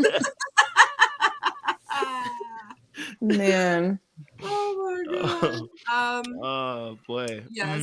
So thank you so much, guys. I love you so much, guys. So before we conclude and before we end, please, I would love everyone to go around, tell everyone who you are and where they can find you. Yeah, I'm Jamie. I'm an on-camera host. I do a lot of other things, but it's all good. You can find me here on Instagram, having fun. I've been doing reels lately. Y'all been seeing me act a fool on it. And that's it. So follow me. What's that? I'm about to check these reels out. Yeah, I've been having fun. Any of them by the sink or no? Huh? Any of them by the sink or no? And even by the sink. Am I supposed to know what that means? Jay, you gotta go slow with me. I don't know what that means. I'll talk to you about it afterwards. Okay, yes. And I do an after discussion with Gus, who is there Fridays at 8 p.m. right after the show. So join us next week. Love that. Oh, Jay. Love that. Jay with the sigma moves. Yeah. Every time. Cerebral assassin. Bro, assassinated well, baby. Well, guys, you already know I'm a Little Black Book 91. So you can find me on YouTube. I'm a digital content creator, and that's literally it. So, Jamie, I'm gonna follow you. I didn't know you did reels. Yeah. What kind of reels do you do? Fun ones. Not by the sink. Jojo does reels too. Y'all should do reels together. No, Sabrina, you just said the words I was gonna say, baby. Okay. I saw how Kojo was looking. Soon as we popped Listen, Jamie Spicy, I ain't gonna lie to you. Jamie Spicy, I ain't gonna lie to you, Jamie. I can see Kojo like, who is this? Who is this, baby? Who is light this, hitting baby? just right, skin glowing, you know what I'm saying? She's popping like she just got off a Colgate commercial, you know what I mean? We try to keep it together over here, you know what I'm saying? Got all the extra pillows on the couch. You know when they got all the extra pillows on the couch, she keeps the house clean. Spotless. 2 pillows you got to worry about. She got about 5 pillows I can see. She got the white fuzzy one. You know that house clean, bro. You good. Yep. Good observation. Oh my gosh. That's you, Ty. Ty, yeah. Tyrone, you know, I was on the last season with Sabrina, formerly known as the Logo. You catch me at Ty Wilson 21 everywhere. My content creation primarily focuses on mental health and cybersecurity, so you could catch that as well. But you may start to see more from myself and from my reason for being formally known as the Logo Ace pretty soon. So be on the lookout for that, y'all. And when he means Ace, he means Ace that was on this season that left so eloquently. And you know what I'm saying? Hi, did you confirm that rumor? She's like, I'm sorry. Yeah, I didn't know her. I didn't know, it wasn't for me. I didn't know her at the time. I didn't meet her until their premiere party. You all right? Coach? So wait. January. True. You supposed to have the minerals, bro. Yeah, bro. Listen, do you know what? I didn't ask that. So the rumors are true. He's you and Ace. Yeah, we've been dating since January Actually, 2018. Yeah. He announced it on his show like 3 weeks ago. Yeah, he announced it. Everybody was here but you, Coach. I know, man. Damn. I was in South Africa. My bad. I was getting ready to had say, minerals. I was getting ready to say, I be having some exclusives too, Kojo. You got that tea? I had a little bit of the tea. And you know, we only sip champagne over here. Champagne, baby. Champagne. I have champagne with an S, baby. Okay. That's what's up. I think this is on me. So Jay Brad, is that it? It's right here. Right here. There we go. Right there. Jay Brad, I was on what was it? Season 3? I think so. Yeah. Anyway, we just gonna say the resort because they done messed all the numbers. Yeah, that's my IG, and then we're actually doing something pretty fun. Me and Joy and I from my season are doing the Communicate the podcast. So it's on YouTube at Failure TWO Communicate. We're having fun. We just had Nephew Tommy on. I don't know if y'all saw that, man. Yeah, that's laughing. My stomach was hurting afterwards, man. So so that's on YouTube, Failure to Communicate. But that's it, man. I'm just chilling, and I'm also a soulmate. I'm also a soul. That's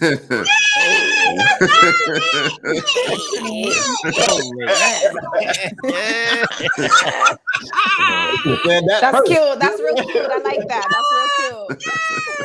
But look, and Kojo, I'm sorry if this is out of pocket, and I'll take it to I'll take it. Say, man, can you sing the thing for me, bro? You got the mineral. Come on, bro. Wait, got the mineral.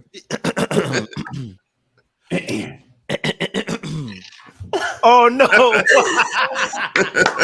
Yes. Yes. Man. Listen, you got the minerals. You got the minerals. Yes, Lord. Yes, Lord. I was playing too much. Who is that? With that big old smile on your face. Okay, come on. They're going on tour. They're going on the mineral tour. I love it. Oh man. Yeah. Thank you for that, bro. Thank you for that, bro. I love it when you sing it. Yes. We soulmates. Yes, we are soulmates. Yes. As a matter of fact, thank you so much, everyone. Thank you to my panel. Thank you to everyone in the chat. Yes, you can definitely now subscribe, join the membership, hit that join button. Don't forget to like this video on your way out. Don't forget to subscribe, and don't forget to follow everyone on this panel as well. I love you so much, guys. You know, as always, I heart you. I'll see you until next time. Bye, soulmates. Bye, soulmates.